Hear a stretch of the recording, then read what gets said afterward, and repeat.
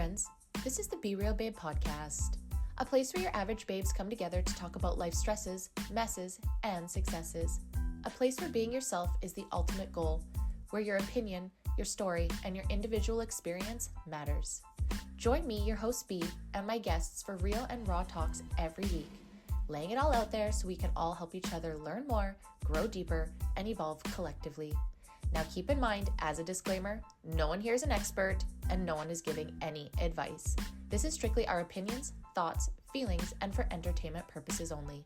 Now with that being said, it's time. So grab your drink, grab your joint, and let's jump right in. Welcome everyone. Welcome to the Be Real Babe podcast. If this is your first time here, thank you so much for stopping by the show today. I hope that you have a good time.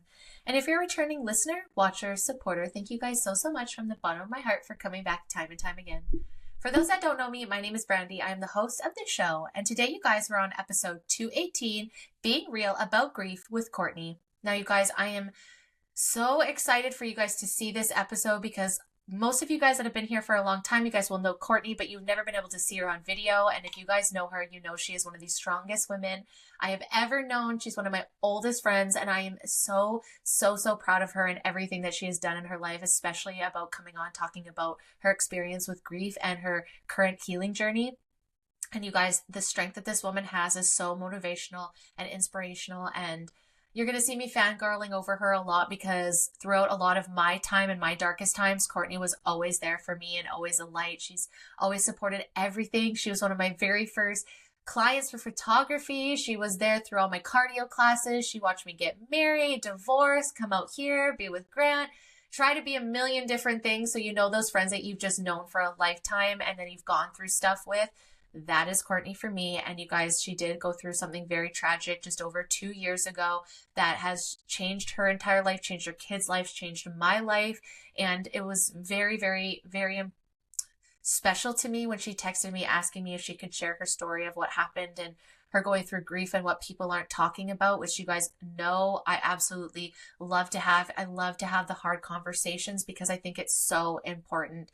As much as hard things and uncomfortable things sucks to talk about, we also go through them and life is unpredictable. So I think it's super important all the time to just be real, honest, and raw. And that's what you guys are going to get today. I will say that I don't think I've ever cried on the show before. I think maybe once or twice I've teared up, but you're going to see us full-blown cry today. So I just want to give a trigger warning that this is the first time I've ever brought an actual roll of toilet paper to the episode because I knew that it was going to be a real and raw one, and you're going to see old friends having some really beautiful talks. But anyways, I'm going to stop reiterating. I think I've trigger warned this enough, you guys, but I just want to remember before we get into this episode, if you are listening on Apple, Rumble, or Spotify, make sure to turn on notifications, follow if you can, leave a review for feeling extra lovey today. You guys, that really helps me get out in the algorithm and get other people listening to the show so that we can all share each other's experiences. And if you're looking to find me on social media, you can find me on TikTok or Instagram this year at the Be Real Babe. And of course, you guys, if you want your own episode, please always reach out to me. Everybody's stories matters. Everybody's experience matters. The more we talk, the more we learn, the more we can connect and help each other, right? So please don't ever think your story doesn't matter. I still have about 6 spots left in this season, but don't worry, there's a season right after. So make sure you're emailing me. You can get me at the Be Real Collective at outlook.com if you want to send me an email, or you can just shoot me a message on any one of the social media platforms. I would love to have you and your story, but I'm going to shut the fuck up and I'm going to get to this amazingly raw, beautiful, and honest message that I truly think most people need to hear, especially if you have someone around you that is grieving a loved one. There's a lot of really beautiful nuggets and moments in this episode. So let's get to it. All right, babes, it's time to get on to the show. And with me today, I have a very special guest joining me for her 6th time. I'd like to welcome my beautiful friend, Courtney, to the show. Hey, babe, how's it going? Good. How are you? Good. I'm so glad to see you. Video. Me Your too. first video. It's first video, and it's been a long time since we kind of reconnected. I know it's been a while because I love y'all in Grand Prairie, but there's some PTSD there. I'm just hiding from it. Just kidding. It's not the best place to visit. It's definitely. Oh, sometimes, yeah. It's just like, it's not that I don't want to visit. It's just, everyone gets 2 weeks vacation. And to be quite honest, it's just like, no. I just rather explore Kelowna, like everyone comes to me. So yeah. I think this summer it's time Ducky visits Kelowna and comes down. It definitely is. The kids are getting so much bigger, so we'll come. Oh, and Yeah, and I think they would just love it here. We got the paddle boards, we can go hiking, Oh, and then they can just hang out. We could do some wine tasting, and it's definitely, yeah, now that they're older, I mean, before, maybe they wouldn't love it as much, but now in the beach and all that. So yeah, I'm very excited, that definitely that we've reconnected because the last couple of years, it's been, I think, busy for both of us. And obviously, like, 100%. everything that you've just gone through, outside of what we're going to talk about today, but just you as a person, girl, like, oh, I'm not going to lie. I was going back to all of your episodes and really just like absorbing who you are. And you continually have always like been one of the strongest individuals I've ever known. And it shows because of all the different episodes that you've been on here too. And I was just thinking about this last night of, you've just been there through all the big moments for me, and it's just cool to have a friend that, like I said, that remembers like 2010. Yeah. Like, we talk about the ugly clothing and the big chunky necklaces and the MLM parties nonstop and the dental offices, and what was just funny too is I was thinking too, like, you're the first friend that I had that was like from Newfoundland, and like just opened my eyes to that there's another side of the country, and that we grew up in completely different areas, but we had so much in common, and So much, yeah. And just click instantly. Yeah, like you made dental office fun for me. Like, who would think that dental hygienist reception would be fun? But it's like you have one of your best friends beside you. So I don't know. I just had a moment of like flooded gratitude for you yesterday, and just how life seems to get away, but the love is still 100% still there, and just 100%. The pride too, man. Right? Like, just quickly too. So let's go back quickly. So she was on episode 6. We talked about anxiety. Episode 8 was depression. We talked about that. Episode 15, I talked about my miscarriage, and you talked about miscarriage as a surrogate. Yes. Like an attempt to surrogate, right? So just like, again, just shows how big your fucking heart is as I was going through this. And then medicinal cannabis, something that we've always had like in common, and you've always supported me on. And then we talked in episode 42, single parenting versus co-parenting, which, it's just beautiful for me because I was able to watch you. I was thinking back, like, Trinity just being like this big, and I know. Oh man. Anyway, sorry, I just talked so much, but I was just like really just sat back and just really appreciating you as a human being, as a friend, as all the spots in life, and very looking forward to helping you and supporting you, hopefully, in this part of your healing journey of speaking about, like you said today, something that you've gone through that people seem to be very afraid to talk about. Anyways, before that solo monologue there. So before we get into talking about grief and what happened, do you want to share a little bit of the community about just who you are? What are you up to since 2021, since you've been on the show last? Oh, since 2021, a lot has changed. I guess 2021 is when I would have started my bachelor's degree for education. 2 kids, busy life. I mean, getting through being at home for a year, getting back into routine, still doing online schooling. It was crazy. And then since then, graduated. Graduated in 2023. I took a temp job. I took a solo trip with some friends to Mexico. I took a probationary contract, and then I am now got offered a permanent contract. So a lot has happened, a lot has changed, and a lot of exciting things, I guess, to kind of come in the future too. I have a kid graduating high school this year, which is crazy scary.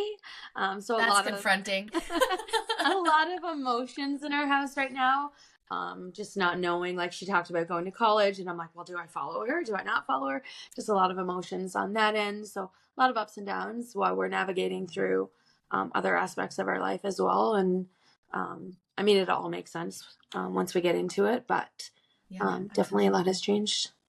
Yeah, it's just, when you started that in 2021, like I said, the last time you talked, you just got into it, and it just makes sense for you. Like, you've always, like I said, somebody that's always wanted to learn more, to do better. How can I use my life and my time to other people, right? And I seen that right when we worked in the dental office, right? And it was just like, I just always knew that you were going to do something that, you're going to make a huge impact, and you're doing that. I mean, everybody that knows you in their lives knows that, but as a career, right? Like, some people just live through life and do jobs. And I was like, you've always been someone that wanted to have purpose in what you're doing and helping people. So this just makes sense. And of course, it's not shocking to me that all the other opportunities for that fact in your life line up for you, because you are just meant to be that person. And I'm sure your students and everyone around you, like, is like, I get it. I worked with her in a dental office. Like, who's happy in a dental office? Nobody, right? but we made it work, and it's just really cool for me because like we said, we've watched each other through all the seasons of life, Yeah. and met you watched you go through meeting Pete, and then watching Trinity and him, and then Xander coming in, and all of those things, and y'all. You know how much I love this girl. I let her bring Elf on the Shelf into my fucking home. You did. Every Christmas. Every Christmas. You did. Elf on the Shelf has made an appearance in our house in the last couple of years. That's fair. Yeah. So that's very fair. But yeah, I definitely one of those things that, like, some people are afraid of Ouija boards, some afraid of like old school dolls. I'm afraid of Elf on the Shelf. So I just wanted to share that because that's always every Christmas. I'm like, I'll tell everybody else I'll unfollow them, but I never unfollow Ducky because I love her so much that I would deal with the nightmares that came in. But yes, let's get into, so obviously, like, amazing things happening, lots of things in teenage years that I'm sure are fun for you to deal with. Especially, I know that you're sassy, so I'm sure Trinity probably has a little streak of that, but she also was just a super independent but kind child. You know what I mean? Like, I know to you, you're probably like, but I always felt like, like this girl, she's going to be able to hold her own. But, being still the beautiful, compassionate that Courtney is. So is that kind of how she's emanating now? She definitely is. I'm having a little bit of a hard time because I know, like, she's so independent. And right now she's currently in Europe on a school trip. She's doing Croatia, Bosnia, Montenegro.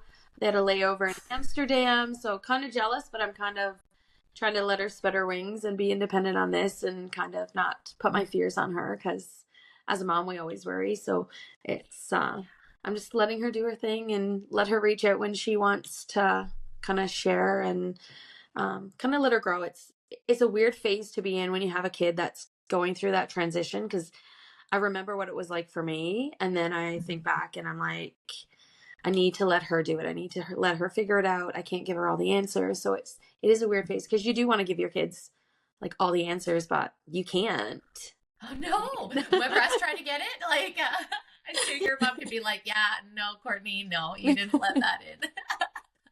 That's amazing. I seen that. I was like, that is nuts. Like, good for her. Like, that's what you said, what she should be doing. And I think too, all you can do is just let them know that you're here and that you're always going to be listening. But yeah, I think giving them that freedom is something that they need to be able to find their way in the world, right? But I can't imagine it's hard. Like, I don't even like leaving the cats for a couple hours a day, let alone letting Benjamin go to fucking Europe for the week. Like, no, I don't know how you guys do it. I'm just a cat mom. I can't even imagine the emotions. But let's dial back because Trinity was quite, young when you and Pete met. So let's go through your guys' relationship and how you guys met, and let's walk through the evolution of your relationship. So we met in late 2011. Just randomly, I was out with some friends, a girlfriend's boyfriend at the time, and his friends, just out having some drinks and stuff. And I kind of ran into him and saw him at the bar and thought he was younger than he was and very, very handsome. So me being kind of more social, just kind of started chatting with him. And I found out that he was at his going away party. He was getting ready to head back to Ontario. We chatted all night, got his number. We chatted. He had one more week of work left. So we were chatting the entire time he was away. I think he was in Fort Nelson at the time for work. And then he's like, okay, I'm coming back. Like, do you want to meet up before I go home? I said, yeah, sure. Let's meet up. Let's have dinner. So we had a date when he came back. And then we were chatting and he's like, I don't think I'm going to go home. I think I'm going to stay for a little bit longer. And I'm like, okay. That's like pretty fast because it was probably by late November at this point. And he stayed and then he went home in January and his parents were like, oh, like, I thought you were coming back. And he's like, no, I'm going to stay. So he just like decided to stay for me, which was very, like, very sweet. I guess like everything kind of moved fast pretty much after that. Cause we moved in at 6 months together. We got engaged that following, I guess it would have been a year that we were together. Then we had a baby a year later in 2013. Then we got married in 2014.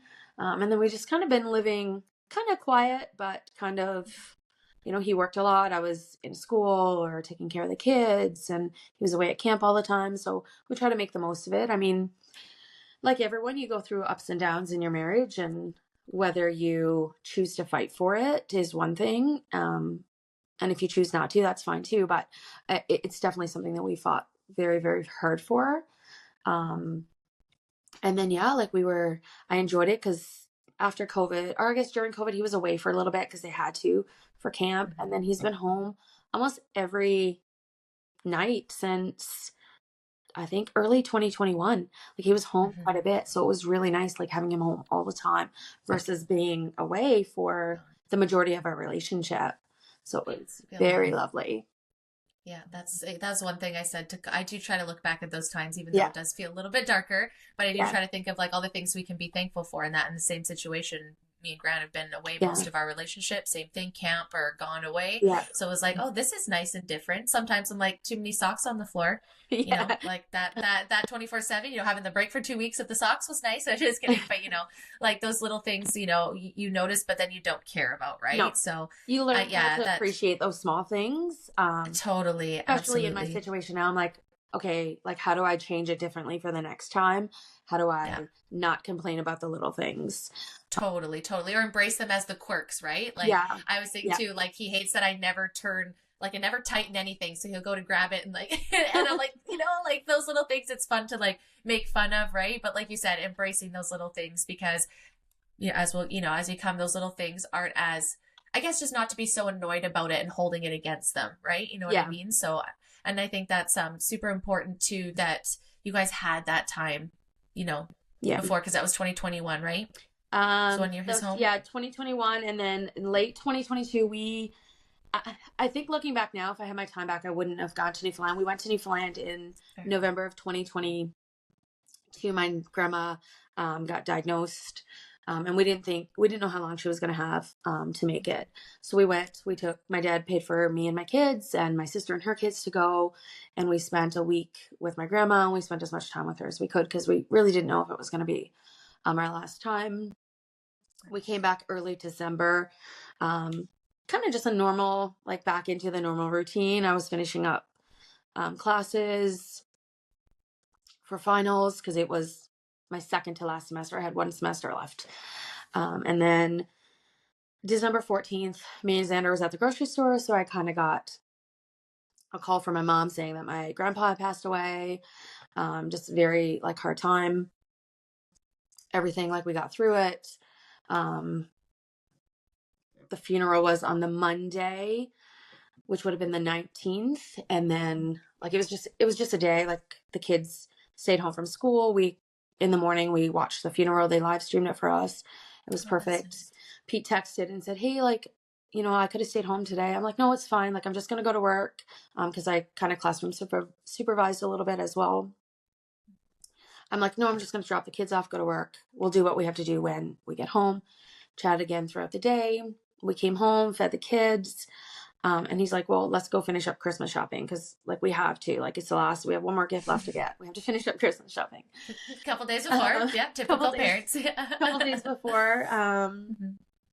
So we went Christmas shopping. It was like a thing.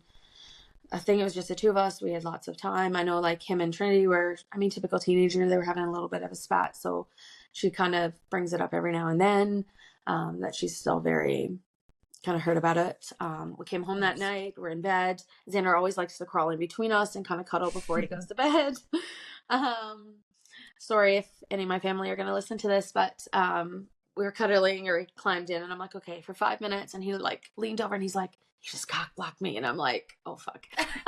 Now looking back, it's hilarious, but yes. I'm like, I hope that was the last thing. And then woke up, same thing, like normal Tuesday morning, woke up. Because I was done school at this point, I took a couple of jobs, just classroom supervising. So I took one morning at one school, or half the morning at one school, and then the afternoon at Xander's school. So I dropped him off, and I kind of went a typical day or whatever. Sometimes like when they have a break, I'll just check my phone. And then I checked my phone and I noticed that one of my girlfriends had called.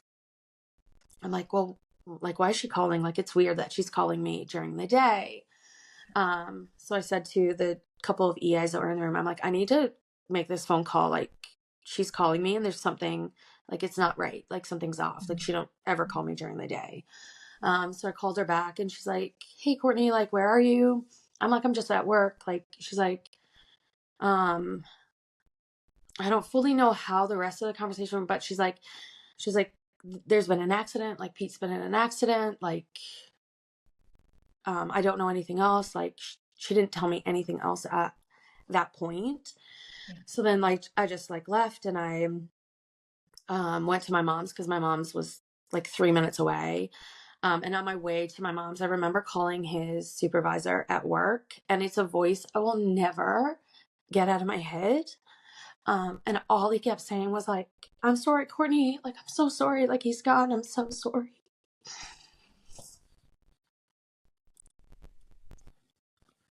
And that's absolutely fair to not forget that moment.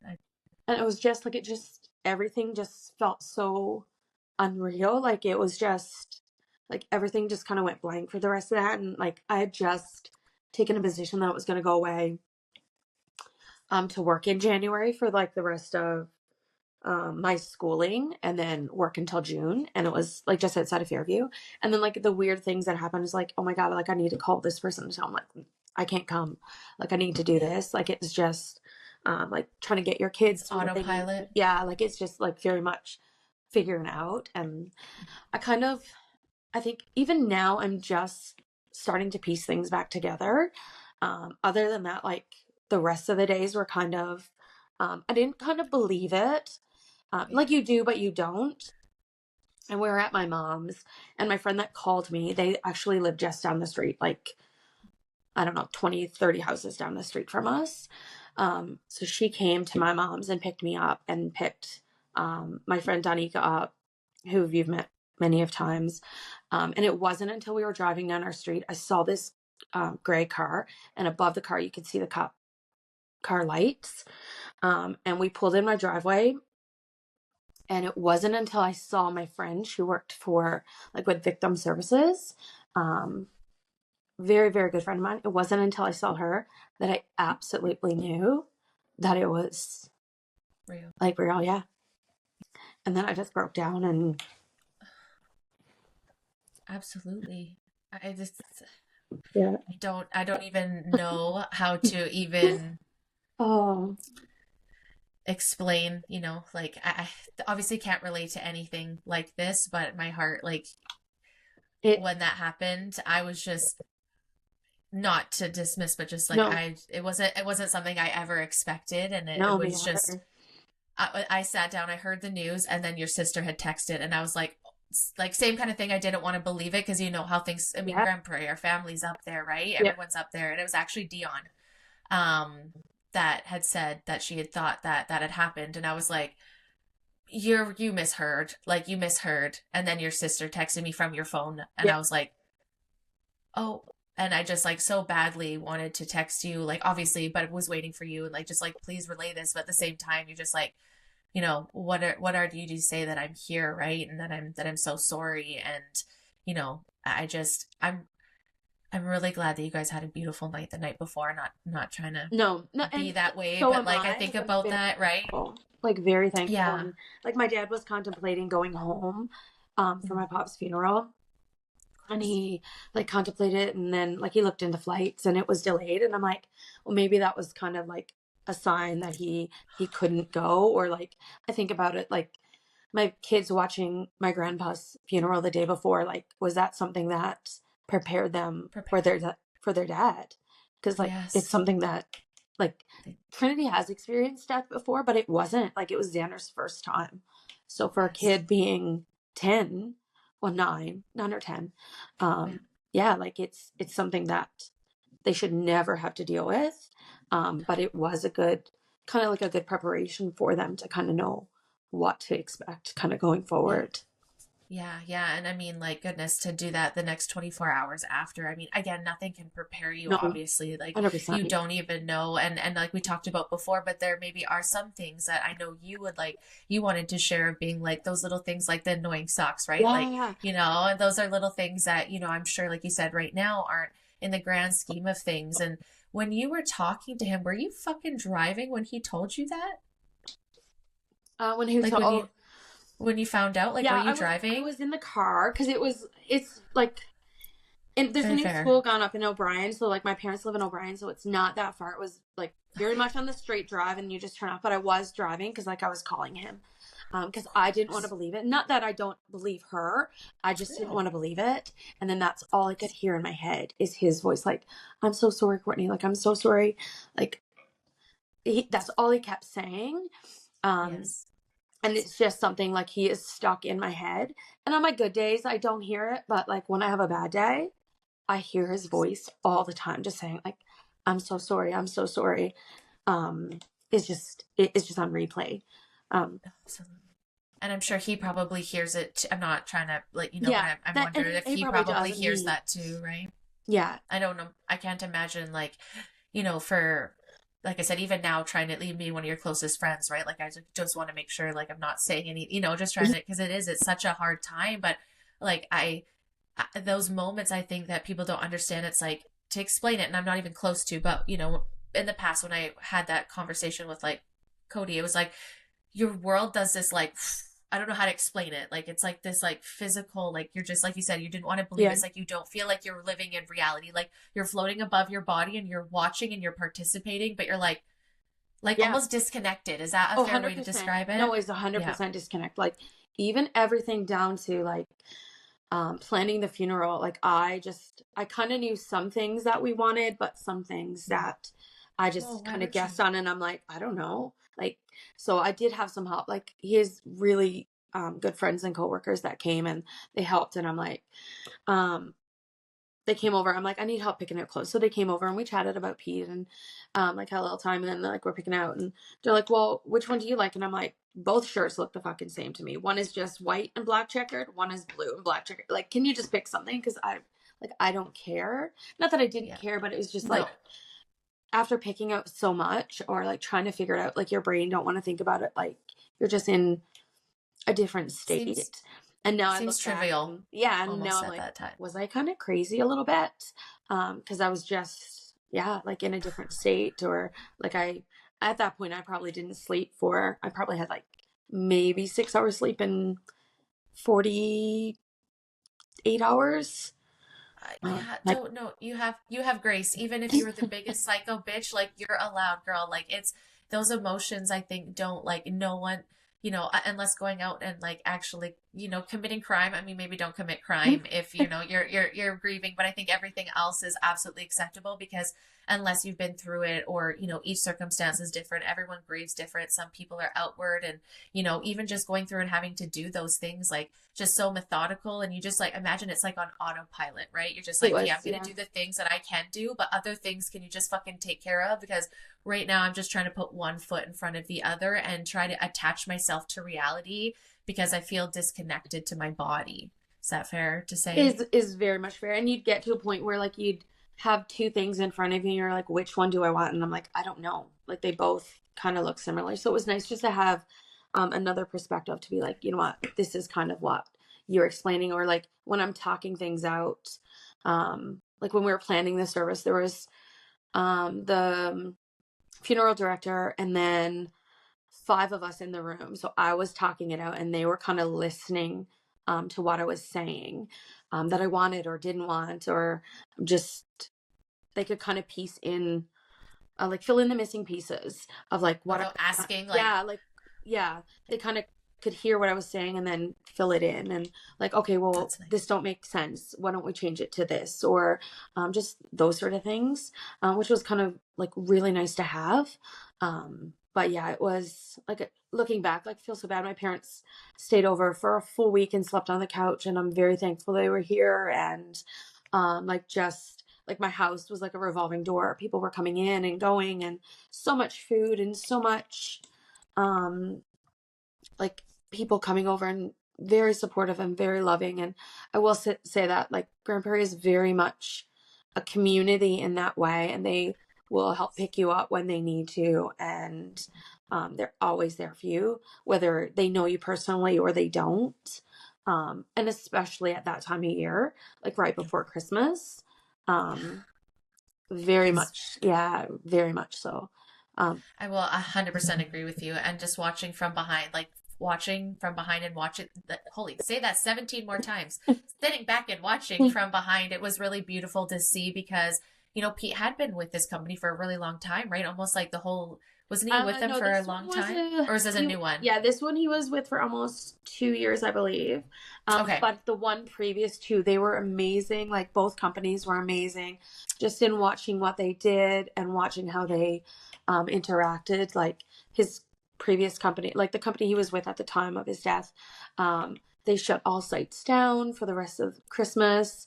They brought in counselors that were there the next day for service. They were very, very like on it and very supportive in supporting me and supporting their workers. Like you couldn't ask for a better company. His company that he previously worked for, same thing. Like he still had a lot of friends. You'd still see him at sites, right? Like they cross paths or so they were very supportive, like so much love, so much. I couldn't ask for more. And that was just from his side, not including like my friends and my coworkers and just all of our family that's here. Like just the love that we have and the love that we've received was amazing. And like, thank you could never be enough.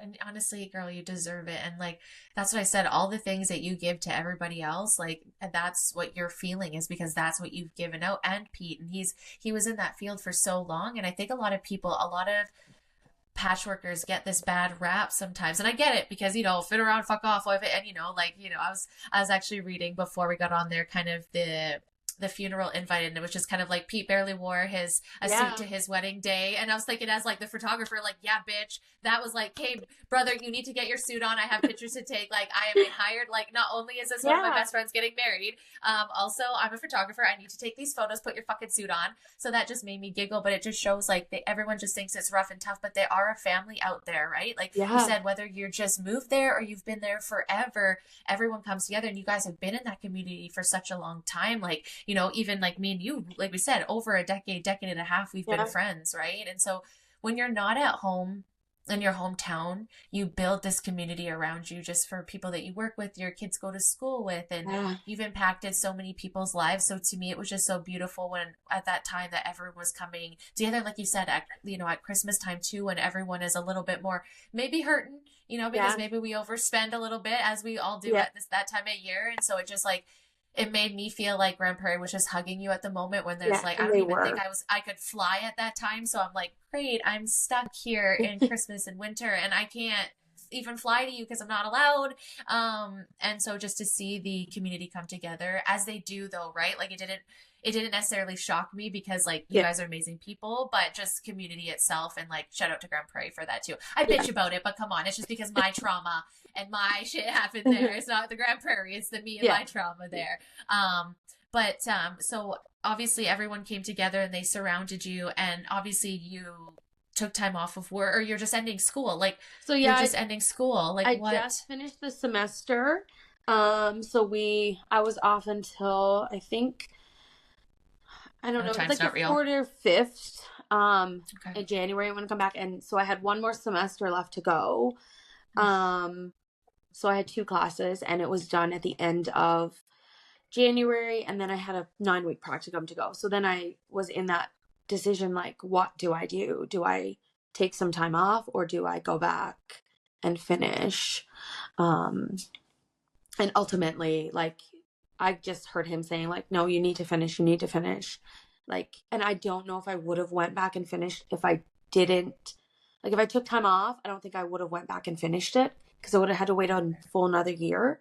So I just kind of pushed through, and kind of faked it until I made it, more or less, just to kind of get. Is it a positive, like maybe a positive distraction at the time? Like, did you find like it was able to take you away, or did it? It was very much a distraction, and since then, since in this whole healing journey and realizing what I did and what I didn't, I'm very much someone weekends kill me if I'm home and I don't have anything planned. Spring break is now here, so I'm trying to find ways to fill my day. I very much like the distraction.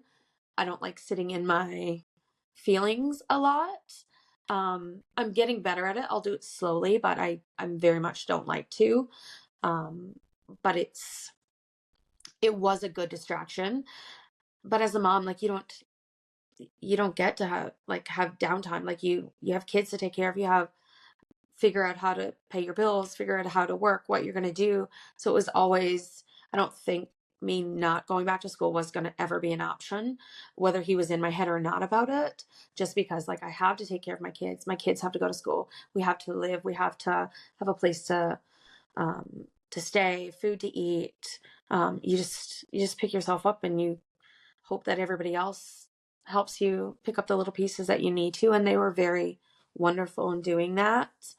If I needed help or just a distraction or someone to go to dinner with, very much in that aspect and distracting me and keeping me sane or whatever. It has been a blur, for the first probably 16 months. There's a fog that kind of comes over you and you don't really know, you say the same things or you do the same things. And my friend's we've had this conversation. I'm like, have we? She's like, yeah, 2 months ago. And I'm like, sorry, I don't remember. So very much that kind of brain, it just clouds your brain. Yeah, it really does. And for me, I found it really hard just for the fact that he worked away at camp for the majority of our relationship. It wasn't until the last 2021, maybe 2022. So probably the year and a half, where he worked away. So it was on and off. He could be away for 21 days and home for 7. He could be away for 24 days and home for 4. He could be away for 24 days, home for 2. So very much worked away quite a bit. So it was easy for me to just be oh no, he's away at camp. Because the only thing that changed during the day was that we just weren't talking. We weren't texting. We weren't. So I could very much play into that. No, he's at camp, bad service, can't talk. Totally. So busy day. Yeah. It's not, something uncommon. That it isn't for us. So I think that's where the disconnect. So it took a bit to realize oh wait, he's not coming back. And I still have those days where I'm shit, it's 6:00, he should be home. And then I'm oh wait, or the kids will say something and I'm go ask your dad, wait, sorry. And kids are Mom, and I'm sorry, I forgot for a minute. Just that kind of scenario. And I mean, we all go through it, but you just remember and you're okay, how do I just push it down for now, or how do I get through it so I can move forward in my day? Yeah, absolutely. And I think it's probably fair to say it ebbs and flows, right? Some days, it's probably good to let it all out just so, it's maybe not storing on the inside. And I mean, you do what you got to do. Everyone's different, but I imagine, sometimes it just is cathartic to let the tears out and not hold it in. Like you said, it's good that you need, those moments need to be strong, but I think there's moments too where you're allowed to be that way. And I know moms are just absolutely, you guys are the worst at being, the guilt that you have of I'm not allowed to have feelings, I need to push it down. Commend you 100% for putting your kids first and always making sure they're okay. But you're absolutely also allowed to have those moments, where you do disconnect, and you might have repeated it because you're probably disconnected to your body and you're just talking because you're just on autopilot and you're just saying words that are there, right? And then, and absolutely, why wouldn't you sometimes repeat things? Because you're is this my reality? Like I said, no one can really judge anybody on how they're going through their process, but you just keep putting one foot in front of the other. And, in those moments where you forget, just try to have grace with yourself, because life is crazy as it is, for all you fucking are. Are you kidding me? And you got a teenager that's just about graduating, and then one that's how's that now? Just teenager too then. He's going into grade 7 in the fall. Yeah. I know. Gross. I remember when he was born, he was so little, and it was Halloween, right? Yes. Yeah, it was. Yeah, I remember that. Yeah, going into grade 7. So it's definitely hard. See, our house is full of emotions right now, just with Trinity. we were grad dress shopping, and when your kid looks at you and says, I wish my dad was here, you just don't look at the price of a dress. You just pay for it and say, like, I'll figure it out later. You just try to make it, like, I'm trying to make it as special as I can for her, because I I can't bring him back. He can't be here for it. So if her having the dress that she wants, that was a little bit more money, if that makes it more special for her, then great. I'll do that for her. Yeah, it's definitely different when you're doing it by yourself. Like, and I've been a single parent. A single mom. I have been a single mom. This is totally different. Something, yeah, I never thought would ever happen to me. And yeah, we never know. Like, especially when our spouse do work away a lot and they drive quite a bit. I don't think we realize, and I don't think even they realize that, like, they're at, I don't know, I want to say like 80-90% chance that an accident could happen on the highway, or even at work, is so much greater. Like, I mean, my chances of something happening, like, that I die at work, is very low compared to like anyone who works in oil fields or where they're driving all the time. Yes. So like when you hear stories about guys getting off of a 12, 14-hour shift and then driving home right away instead of sleeping, I'm like, that 2-hour nap that you could have took can definitely make a difference for your family.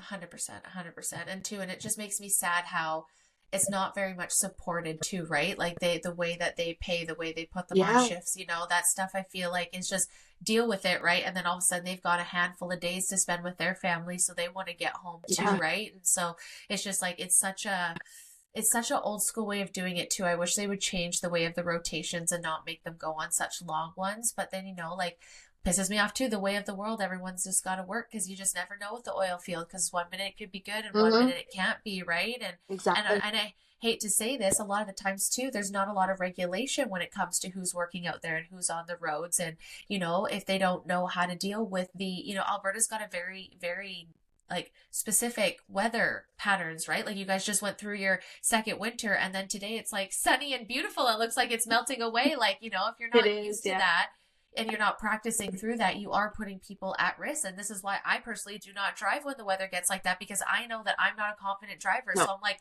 I'm going to carpool because I'm not going to put myself or other people at risk, right? That's just what goes through my mind. But I've been in accidents before where I wasn't even at fault. So to me, it's like, I don't think unless you've been in an accident, you get as hyper aware of vehicles around you, right? I think you've been in one, so you can fairly say, like, you get a little bit more, not paranoid, not to say that, but aware.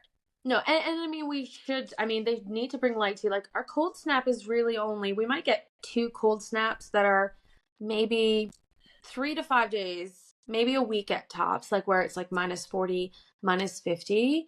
And that was the time. At that time, it was a cold snap. So their generator, I think something like that at work went down. So they were sent home because it was super early in the morning. And for me, even now, I'm very much still like, why was he on that road? Or like, did I cause this? Because this was the first year that I didn't worry, because we talked about it every night. And he's like, we don't drive Highway 40. We don't drive it. Like, we take the back road. We go from Grand Prairie to the Canfor Road on I think it's called the Mountain. I don't know. It's one of the ones that runs. They say names and I'm like, runs from Resources right down to the Forestry Trunk Road. Okay. And I didn't worry. I wasn't worried because we talked about it every night. And he's like, we haven't taken it. They didn't take the highway at all because he knew like how dangerous it was. And that day, I think they got pulled over. Him and he had a guy that drove with him, his apprentice that drove with him every day. And they got pulled over by one of the, he called it a mall cop, that pulled him over and said, nope, like, you have to turn around, you have to do the highway. So they got to work, and then the guy that actually I talked to on the phone, whose voice is still in my head, had to go then until all the other guys at work, because he was the supervisor, that they couldn't drive that road. They had to take the highway. So that was a big thing. So then it was on his way back to town that the accident happened. So I'm like, well, why was he even on that road? He doesn't take that road. So for me, it was like a very, like, that bothered me for quite a while, because I'm like, he doesn't take that road. What was he doing that day? But obviously he was trying to do what he Yeah. normally does, and obviously that's I wonder if it's just like it's just so cold that they feel like it's more dangerous. Like I feel like in my mind that's almost backwards. It's like almost wouldn't you want people like with less traffic when it's like Yeah. that? So like having all things open. I don't know how the roads work, so I'm speaking out of my ass, but in my mind I'm like more area, more options would be less congestion.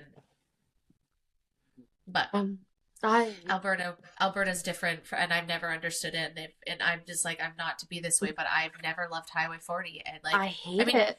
you've been driving with me, you know how terrified I am just driving up Yeah. the fucking street, so it's like I completely understand with and same way with you. I just like I don't love it. I hate how much they drive, and I think people really underestimate how much they do drive and how bad these roads are, and I think people should, like I said, if they're working up there, not that you can always prevent everything. I'm No, not you saying can't. that, but like as much as you can, like be able to versed in driving up there because it's a Yeah. whole different thing. You think you drive in snow in BC or Newfoundland, like that is a completely different world It's than in Alberta. completely different. And like we had joked about it. He's like, when I did my trucking course, or like his class, whatever, the one for driving, Class the three, maybe. whatever, yeah, the I don't bigger. know. There's numbers. He said we Yeah. had to do this simulator where it puts you on these roads and you had to get yourself out of it. He's like, because I hate driving in the winter. If we went anywhere, I wouldn't go unless he went. Um, he's like, you need to take this so that like you can do that simulator that puts you in these roads. And like we joked about, I'm like, I don't need to. Like, I don't need to drive in the winter. And then now I'm kind of forced to if I do want to go out of town in the winter. Like I had a rental car.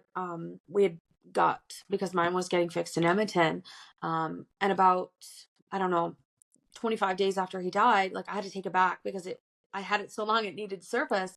And I'm like, well, shit, like I need to take this car back to Edmonton. So my dad went with me and drove. And then we got part way, and my dad don't drive in Edmonton unless he has to. We switched, and then I'm like, I can't let him drive anymore. Like I was that control freak where I'm like, if I'm going to die, because it's so fresh in your head, like if I'm going to die, it's going to be because I'm driving, not because somebody else. So like then I was forced to drive, and then you're forced to drive it. I had to drive it again a second time. So like just forced to drive it all, like a few times. So I'm getting better, but there's still times where I'm like, absolutely not. Like we were supposed to be away this weekend, and because it snowed on Friday and Saturday and there was a big accident, in Edmonton, I'm like, I'm not going. I don't want to risk it. Like my kids are already down a parent. Why put myself in that, position when I don't really need to go? That's absolutely fair. I feel the same way. And I'm just like, Mhm. it's hard to, like, if you were already a nervous driver too, then that just Yeah. adds an extra layer. And like you said, and it's just like, that's another thing I don't think people realize is, the widowed parent, if they had things that they relied on their spouse for doing, and I'm not just like being silly and being like the garbage and like the blue chores, but things like that, like driving, like, people I don't think really realize that it's like you're going through that, and then all of a sudden you've got to do the other things that maybe are work through some anxieties or Yeah. scaries that you 100%. have that you weren't ready to, maybe because of that partner's not there. And yeah, we're the same with highway driving, and I'm glad that that's something now that you feel comfortable to be like, you know what, it's not worth it. We can go to another concert. Because I've always kind of been that way. And I Yeah. felt like people are like laughing at me. And I'm like, it's not really funny when you've lost someone important to you Yeah. when traveling, because you really realize it doesn't even have to be that person. Like, I don't believe, like Pete's a confident driver. He's, like, Yeah. I don't And think he did it every day for years. Like since I've exactly. known him, he's been driving for work like Yeah. our entire relationship. So like it wasn't that he wasn't confident. It's just from what I was told, wrong place, wrong time. That's what they told me anyway, but which I don't really believe, but And that's yeah. absolutely fair. Like I feel like that's a cop out. And like, Yeah. I don't know. I don't know about anything investigative, and I don't know I don't mean to speak through my No. ass, but you know what I mean? I just feel like, could there be a little bit more for you? You know what I mean? Like if you want it. Yeah. Not saying you want And it. I know a little bit. I don't know a whole lot. Again, like there's some stuff that I kind of want to know, just the way my brain works. Like I'm very much a visual person and I want to know step by step, but that's just me. Whereas other people wouldn't. Like I'm very much, if you can put it in a simulator and reenact it so I can see exactly what happened. Like, him in his truck, the other vehicles on the road. Like, if I could see that, that would be beneficial for me, because there's bits and pieces that can't be filled in unless you kind of know everything that happened. And that's the sad part, we don't get to know. And I'm very much like, if I could see all the pictures or those sort of things, it's very much visual for me, to be able to see that. And I did get to like see the truck, and I went, and those sort of things. Like, I was looking for his cell phone and I couldn't find it, and my friend had cleaned out the truck, and she's like, well, I don't think you want to go and see it. And I'm like, well, we have to go look for this phone. Like, this is, he stored all the passwords for everything on his phone, so in order for me to get into anything, I need his phone. So we went back and we saw it, and like I kind of took my time and I looked, and like you could see like the splatter bits of blood, and you got to see like how definitely damaged it was, or like why. Like I said to her, there was one piece and I'm like, well, how did this part of the truck get hit when it was his side that took most of the impact? So just like weird things that you wouldn't know, or like, why is this door pried open when it didn't? Like, I know how, like, because he had a guy with him, so like I know how the guy came out because I had talked to him. And just weird things that go through your head like constantly, that don't really matter to other people, but they do to you, to kind of get it to make sense. Absolutely. Like, you're absolutely trying to piece together what happens, because it was a big moment for you. And if they're not giving that to you, whether because they don't know or they're Yeah. withholding it, I'm not sure. Maybe a little bit of both, if there's an ongoing investigation, maybe. But like, if that's something that you want, I just feel like that's something you should be able to have, as Yeah. the wife is that available, or are they just saying like, no, I can't give you that information? Or I haven't asked. I have to ask my lawyer to see if Fair. like they can get it, because I'd really much like to see, like, I'm very much that visual person. And then just everything, like even down to like when you hear car accident like with a transport truck, you think like, oh shit, like what is the outcome of the way they're gonna look? And I talked to the coroner, and she's like, oh, I don't. I asked her, I'm like what is his body condition, like, can you tell me? She's like, I don't know, let me just do some digging. And she come back, because like when you're planning, you're like, well, just do a cremation, or do I do a viewing, or like you have to know all those things. And just even for my kids to kind of see their dad one last time. And she come back and she's like, he is absolutely perfect. Like, he's absolutely perfect. He has a little cut on his head, but he's absolutely perfect. And I'm like, how does that happen? Like, how does that happen where he's absolutely perfect? Because we've seen the same accident where people are not. So like, I was very fortunate in that way. I'm very fortunate that other people of the community weren't there to take pictures and stuff to we'd always talked about that. And I'm like, I don't, because you hear those stories where it's posted and you find out that way. And I'm like, I was very thankful that it wasn't. And I like, there's things that lined up that you couldn't ask for it to be better. It just fell into place. And then, yeah, like it was, and then other things I was just completely crazy about, but that was girl, again, again, me. I mean, that's fine. You can call it crazy if you want. I think it's allowed. It was definitely crazy. I did 2 viewings. We did one because it was right before Christmas, and he died on Tuesday. It was the 20th. Christmas Day would have been the Saturday. There was so much. He had to go from here to Edmonton, come back to here, and then they had to do their stuff at the funeral home. So it was a week. I didn't see him until the following Wednesday. So, I mean, you can imagine what a body is like after like being away for a week. Me and my friend went to view him, and like, I always hated death anyway. And I'm like, he's like the love of my life. Spent every day together, not very much. Like, I was never afraid of him. And it was him, her, and me. And she's like, you kept pushing me towards him. And I'm like, I did, because like, it wasn't him. Yeah, it wasn't him. It wasn't. He looked different. Come Saturday, I was glad I did the first viewing, because he did look more like him.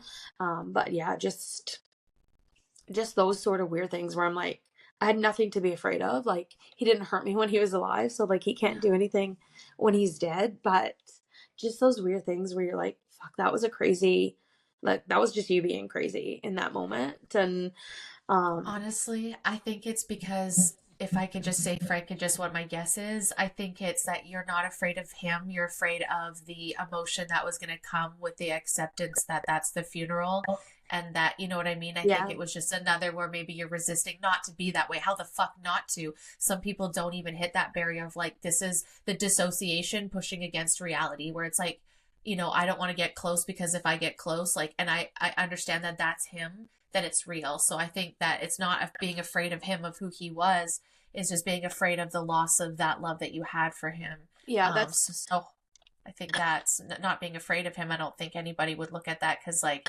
man, the guy was just so chill. Like, I mean, trying to get the man to fucking smile, I had to be such an idiot. Like, make like fart noises, and I finally get out. I was like, oh, such a treat. You and Xan are the exact same. I'm making fart noises to get you both to fucking smile, So it's just like, to me, it's just like, I think that's a fair thing of just like, the beginning of the reality of like, okay, this is him. And this is, he, and like you said, that's very fair. I often, and just be real for a second here. I often think about you and your situation because we're in the same situation and because I have lost someone. So I could imagine, and like, I don't take it lightly either, him driving all the time.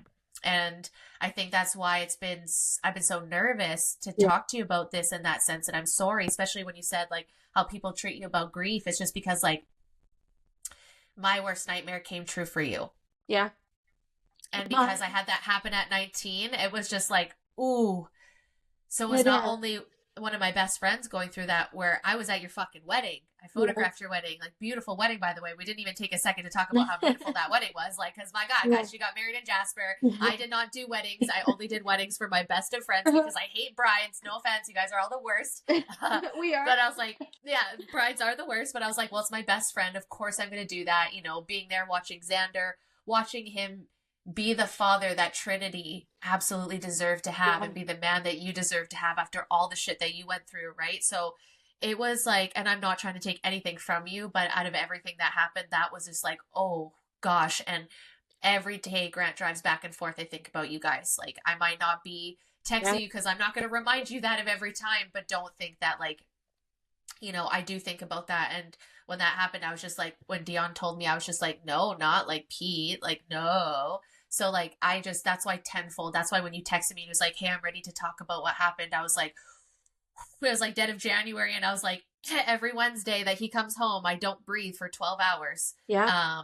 Right. And so I was just like, I had to be like, okay. And then all I thought of is like, girl, if you can't even sit and talk to Courtney about it, like, what is she going through? So it's just like, just as a friend, I'm sorry if I feel like I don't know if anybody could ever be there for you, but just know that it's something his memory and you guys is never something that has ever died in my life and my thoughts. No, and like, everyone is here, like, even just talking about it, that is being here, and I don't think people realize that too. Like, fair. Just talk about it. Like, I think people are afraid to bring up like his name sometimes, or a memory, or just even sharing anything. Like, I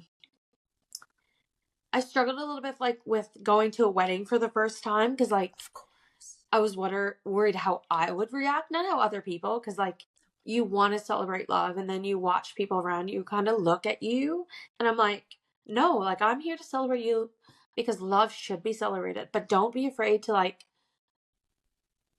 don't tiptoe around me. Like, I am happy that you don't fully understand what I'm going through, because if you did, then that means we're in the same place.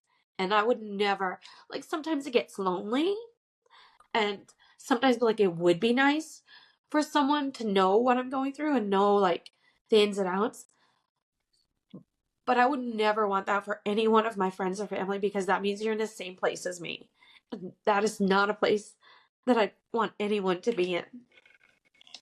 That's very fair, right? It's absolutely, even and it's nobody, I don't think anybody wants to see anybody that they love lose somebody that they love, like, and I'm so, and looking at your guys' relationship too, and like, I'll just share a moment if that's okay, since Yeah. you want to hear it. I think one of my favorites was like, okay, besides the first photo shoot ever in my basement, the Christmas ones, you guys were the first ones, and Trinity was being such a fucking monkey. And I could just see right away, I think in that moment, I was like, yeah, this is it. Like, I remember we were talking when you guys were first dating. Like, I remember the new, like, you were like, oh, we're not sure. And then we did those photos at Christmas time.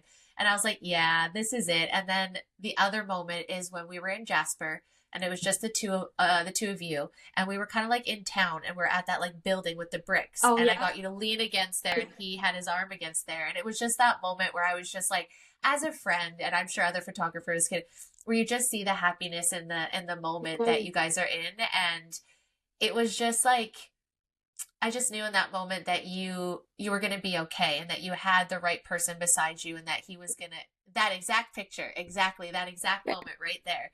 And it was just like, in that moment I felt like, when you just see your friend doing good, like you said, like it's hard to, I get it, because with miscarriages, people are the same way about their pregnancies, right? They're just like always so Yeah. afraid, and they don't want to talk about it. And it's like, especially when you're going through it, right? Like Yeah. it's different once you're healed. It's a little bit easier, but when you're going through it and your friends know that, like, it's so sweet of them, because I get it. It They just is. don't want to be the reason you're crying, but they're not the reason that you're crying, It right? And isn't.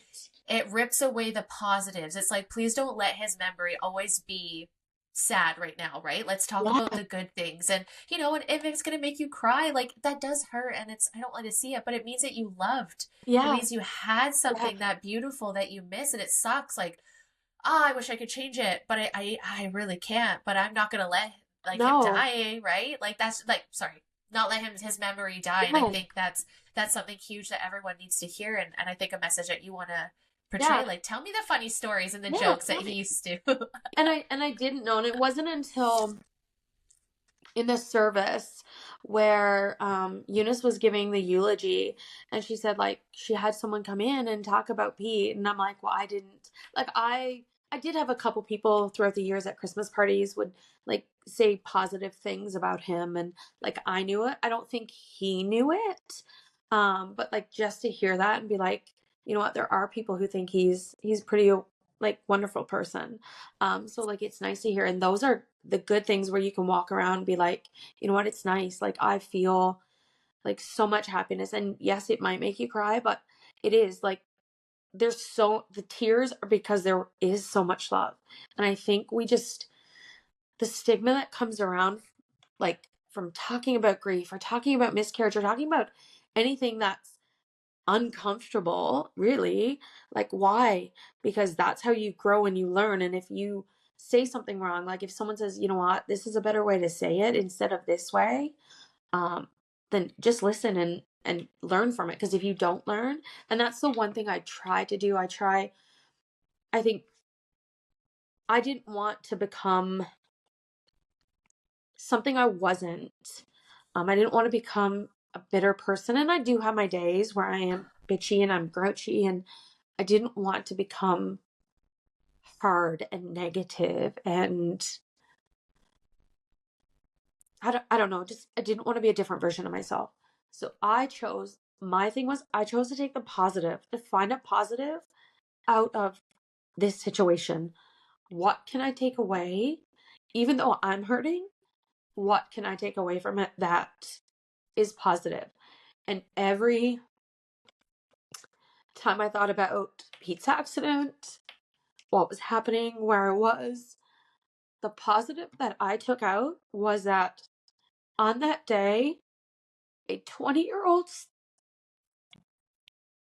son and brother and friend and coworker got to walk away. He got to go home to his mom. He got to go home to his sister, to his girlfriend, to like his friends. He gets to live his life. And I think about that every time I get sad. Because otherwise, you would just, like, it will eat you alive, right? That's absolutely fair, and and this is why, like, dating back to all these episodes, why I said you're just such a strong person, and I've always looked up to you that way, because even in the darkest hour and everything, you can see the beauty of something where, roles reversed. You said he was 20, right? Yeah. Like, so now now he has a chance to get He's married, maybe. he is engaged. He got engaged and he bought a house. Oh, I'm overjoyed. Like every time I see yeah. something and every time I run into him, like I'm sure it's not easy for him to see me either and to do Survivor whatever. guilt. Right? Yeah, and it might be. And like we've seen each other a few times and but I'm so happy like those things and I can't wait to see when he gets married and he has babies and he gets to do that. And yes, like there was three vehicles but four people involved in the accident, but only one person died. So whether, one person or two people caused it, one person died and three got to walk away. So I took that positive away because I was the only one who lost someone, whereas three other people got to go home that night to their family. So, you can look at it in a positive or in a negative way, but at the end of the day, does it do you any good? I don't know. Probably not. Right? Does it, Probably not. it wasn't Have your always moments. positive, and you do have your moments, but then you have to choose, like, do I want to open this door where I'm going down this rabbit hole of negativity and negativity and negativity, or do I find a way to kind of make the most of it and make sure that his memory lives on, that my kids have an amazing life, that I find a way to change the world in some way so that people know, like, that whether it's through teaching or to what, like, how can I change the world? And that's what I thrive for, is like, what can I do next that's going to be positive? Because otherwise, like, life is way too short. It's way too short to care if the ketchup bottle is on the right side of the fridge versus the left. It's too short to care if, There's socks on the ground. right? Yeah, like, love those socks on the ground. at the end of the day, does it matter? Like, just fucking pick up the socks and put them in. It's better to just do it yourself. Because at the end of the day, and we're also gonna bicker and fight, but of course, right? that means you love each other. At the end of the day, like, think about it and be like, okay, is this a battle that I want to fight about? Like, do I want to fight about socks being on the ground, or do I want to fight because I want you home more? So how can we make that happen? What do we have to do? How can we work super hard for the next 6 months so you can be home here every night with me? Yeah. Right? Like, those are the battles. Big things. Yeah. So pick and choose, or, oh, let's go on a trip next time. No, next time. Why not? Why not now? Like, do it now. Like, you can always make more money. You can always. And that's my big thing. You can always make more money. You can't get back. Like, you can't get back tomorrow. You can't get back next week. Like, money will always be there for you to make. Totally. And you just never know, right? And so Yeah. I think it's so crucial to gratitude, to being appreciative of the people around you, right? And being able to say that. And just back to what Trinity said about her working through, the last moments that they had, not maybe being what she would prefer, to be the last memory. But it's like, that's not the last memory. That's just family. That's family bickering. That's family loving each other. You know what I mean? And so, like, I really hope too that she, as she's going through her healing, that, we can't always ever predict when that's going to happen, right? No. Like, we really can't. So it has nothing to do with, her. It's, it's just try to then remember the last positive one you had, or that you had a dad that you got to bicker with, right? Like you said, looking at the positives of that. But I think that's something too that, maybe people overlook, which I know you don't, is like those things that the kids go through and those thoughts of like, what were the last things that we said, and like people don't think about that they're too young to understand, but no, they think about those things. Yeah. And especially her. And like, I don't know what she's going through. Like, I really don't, because I still have both my parents. Both my parents know what my kids are going through more than I do, because they've both lost, and especially my dad, because my dad lost both of his parents within, like, it was my pop and then Pete, and then my nan was like 11 weeks later. So very much a lot of loss in such a short time. But my parents kind of know what my kids are going through more than I do, and I don't know how to help because I haven't lost a parent, so I don't know what that feels like. Whereas my kids don't understand what I'm going through, because they don't have a parent or like a spouse, and they're still kids. So like I try to be very open with my kids about that. Like, this is how I'm feeling, or I need these 5 minutes or this 30 minutes to kind of decompress before we have a conversation, because I need that time, because it is just me. Or when I'm using the bathroom, please don't come in and knock and ask me questions because I just want 5 minutes, because I don't have somebody else where you can say, go see your dad or go ask your dad or go do whatever. And for me, like, I am grieving two things right at once. Like, not only am I grieving my partner, I'm grieving an entire life that we were supposed to have together. So you really are trying to do it simultaneously, because your whole entire life shifts.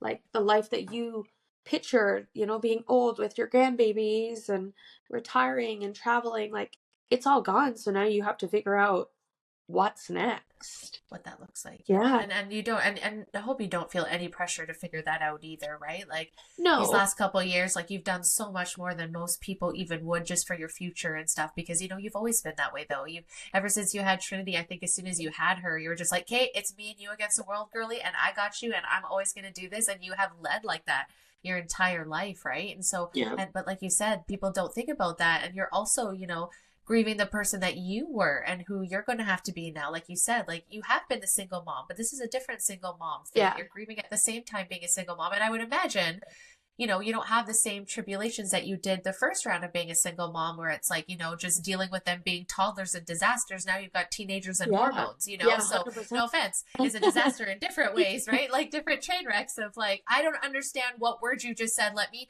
Urban Dictionary it to Oh figure my out even what God. the fuck you're saying, at 100%. the same time, right? And I'm sure she's probably going through that same thing too, of like all these emotions of her just being a teenager and, being a grown up and all that. And then, having a father, I'm so glad that he got to be such a big part of her life when he Oh, did too, 100%. because she really did deserve that dad. And, like, so I'm just so beautiful. And then you guys, obviously got to add to your crew, and then she got to experience a sibling too, right? So, in those moments, I think, you're right, the gratitude of, like, hey, we got to be married and we got a beautiful wedding in Jasper. We had this beautiful Halloween crazy baby that kept us on our toes and So made us learn so much and learn compassion and, like, just the love for something that you two created together. And you guys have that. And then, so I think it is beautiful to sit there, and I hope that you do, sit in those moments, and you're allowed to feel sad about those not being there. And I think too, like I said, as moms, and just me knowing you as a person, is that you just always like, oh, I should have done this. Like, girl, you're handling, and you always have handled everything with such ease, even though maybe deep down inside you didn't. And the newfie flares from time to time. Okay, we get a little angry, but I've never met someone that is just so, like, honest and open and real about what they're going through, because I know your end goal is to make sure that people don't feel alone like you felt alone. Yeah. And just to the testament of you saying, I'm so glad that everyone in that accident doesn't feel what I feel. Like, your heart is just too big. This world just doesn't deserve the love that you have to give to it. And I'm really glad that the community was able to show you. But other than that, now it's been just over 2 years now, right? Is that fair to say? Yes. So it was 2 years. We just hit 2 years in December. So December. Yeah. just Yeah. a little And bit. so, what are things that people could do around you right now, and just out there, anybody that's grieving? I mean, you can't speak for everyone. Let me just No. blanket statement that. But if you were to give advice just from your personal experience for someone that is grieving a spouse, what would you want them to know? I think definitely, like, people don't always have to check in like all the time, but even just be like, hey, just thinking of you, or like, do you need anything? The loneliness is a different kind of lonely. Like, I have my kids and I have my friends, but sometimes, like, it's when I'm away from all of that, or like if my kids, like, my both my kids were gone last night. So when I come home, my house was very lonely, and it was very lonely this morning. Um and just the loneliness, or just if you know someone, if they have told you like, hey, like, when I'm by myself is when I'm at my worst, just like, hey, want to go grab a coffee, want to go for a walk, do you want to do, like, try to help them get back to who they were in a different way, because like I'm very Positive. much still who I was a little bit, but I'm trying to bring a little bit of her into who I am now, because I am a very different person. But I didn't want to, some of the parts you still want to keep of who you were, she's coming back slowly, just in different ways. Like I'm very much, I look back and I say like, I am who I am because of him. Um, like he made me, I was very not as vocal about what I wanted until I met him, or I very much found who I was with him.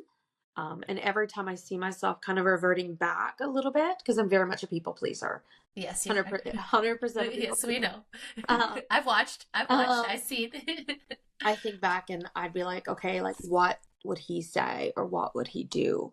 Um, and then I pull that and I'm like, no, like you need to stand your ground. Like, um, make sure like make sure you check in, just because some people don't go to therapy, which that's their choice. I very much do because I like to talk about it.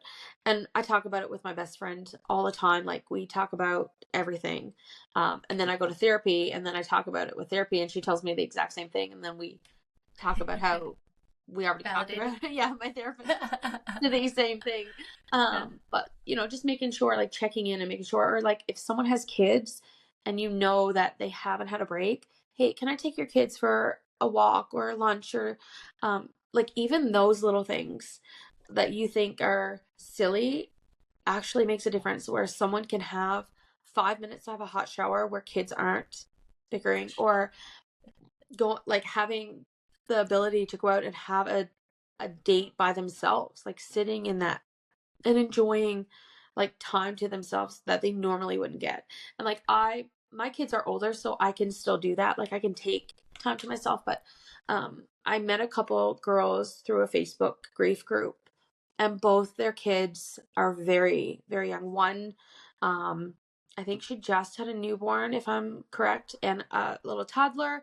And then one was pregnant with a baby and had a toddler. So very much like, yeah, and it is, and to go through losing your spouse at once. So we chat with each other all the time, and we talk about it. And they're like, "You're so helpful to us," and I'm like, I'm just I'm just telling you how I do it. It's not necessarily the right way. I just Oh, would do Courtney it right. downplaying how much of an impact she makes And again. Are but we shocked? they've been good. Like, and I haven't met either of them in person, which I really hope I can. One lives in Oklahoma, and then one Oh, lives in Hamilton. So we're quite a ways away from each a other. So little bit, yes. we video called and talked on the phone, and but it's very much like having even that.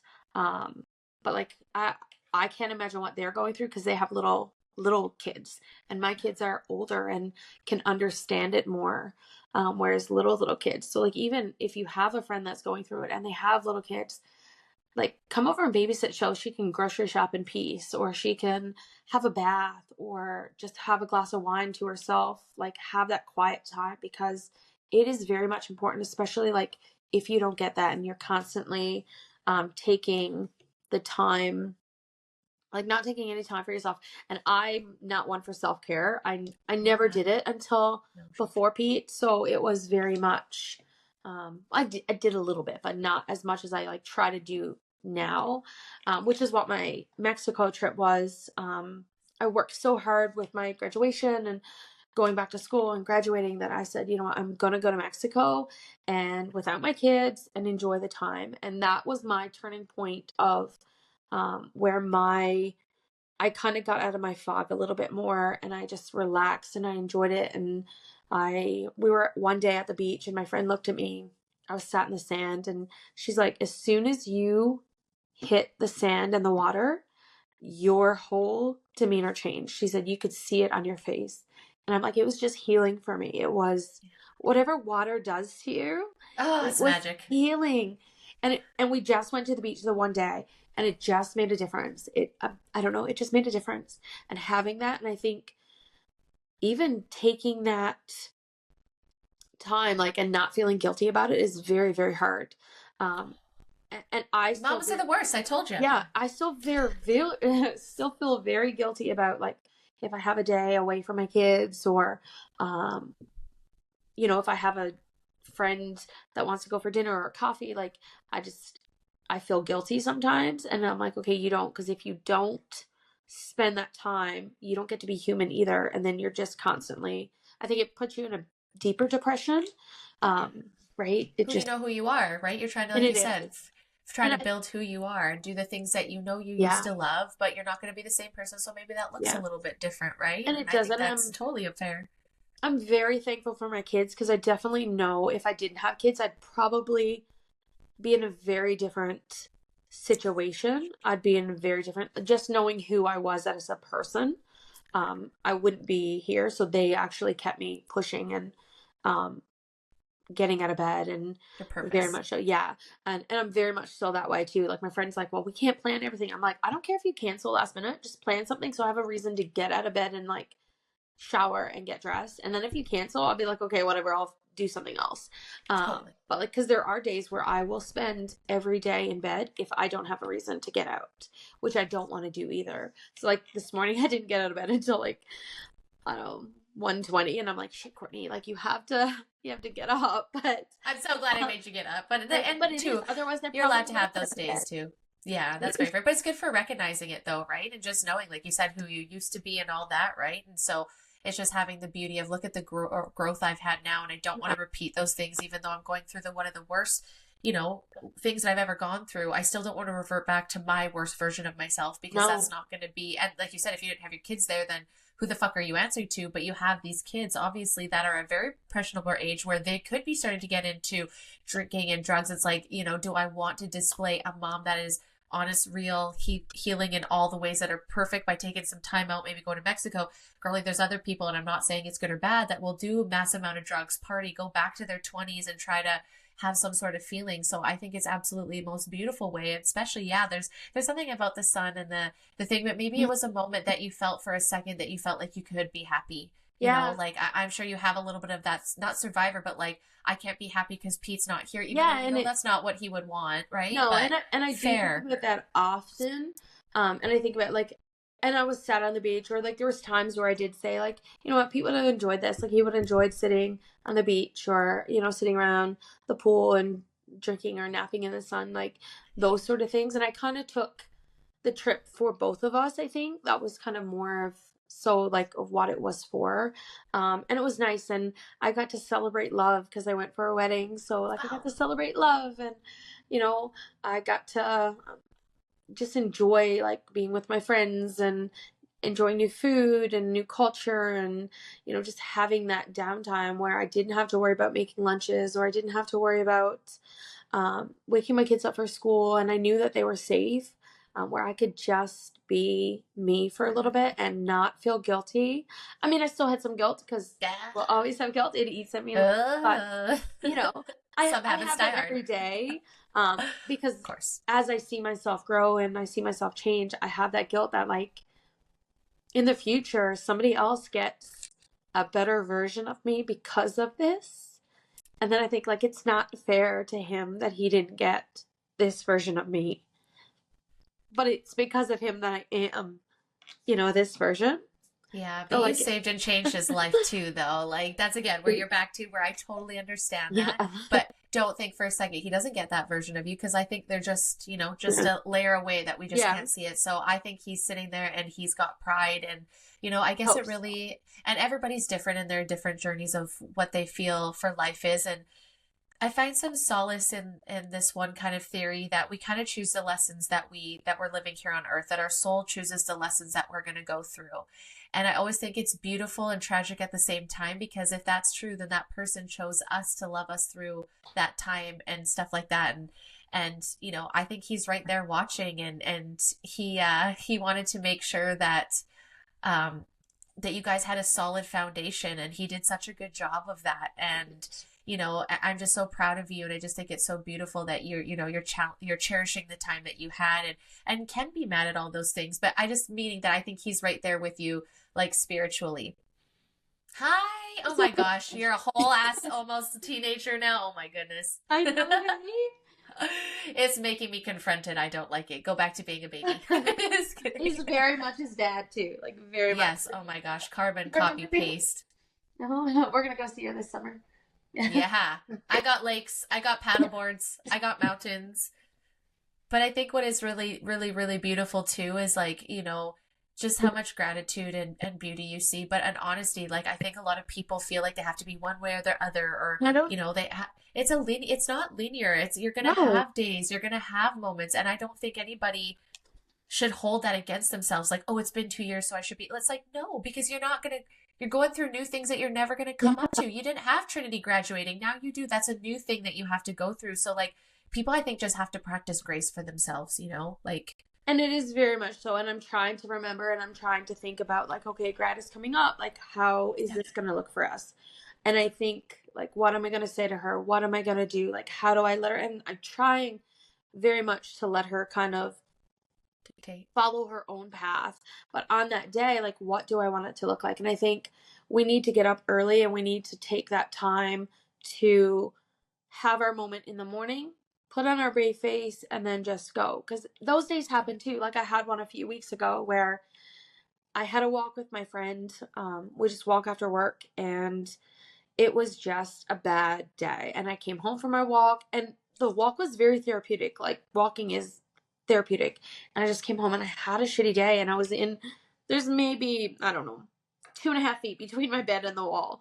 And I just crouched myself in there with the pressure, and I cried and cried and cried. And I had my moment. And then my mom's like, we're going to have dinner. Do you want to come? And I'm like, okay, Courtney, like it's time to just wipe your tears, put your big girl panties on, and go Enjoy. have dinner. So I did. I cried a little bit more. I put my big girl panties on. I got up. I went out. I had a beer. I didn't feel better, but it just got me in a little bit better headspace. And I'm like, okay, how can we make tomorrow look different? And I think for me, how can I always try to be a better person tomorrow? Because it is, at the end of the day, it doesn't matter. It shouldn't matter what anyone else thinks. Because at the end of the day, if tomorrow or today is my last day, how do I make sure that when someone remembers me, that they remember all the good? Yeah. And all the bad. And I'm finding a balance because I've let a lot of friendships go. I let a lot of family go. I let a lot of other things go that I know is unhealthy for me. So finding healthy, positive things in your life is definitely, I think, a The must for foundation. everyone. Yeah, and it is. And don't be afraid to let the negative things go. And I think we are, whether we're grieving or whether we're in whatever stage of life. I think we just hang on to it because people are our family, or people It's are, familiar. they've been with us for our entire life. But don't be afraid to, because there's beauty in that too, of finding like a positive side of things. But yeah, that's my biggest thing. Like, just what do you want it to look like if today was your last day? What do you want people to remember you by? And that's how it should be. Like, I mean, try not to be an asshole every day. We I have try our not days to. though. I am most days. Some days, but We're all to be human. We all afraid. have to experience shit, right? And other people But experience yeah, it. like, Like you're learning asshole today.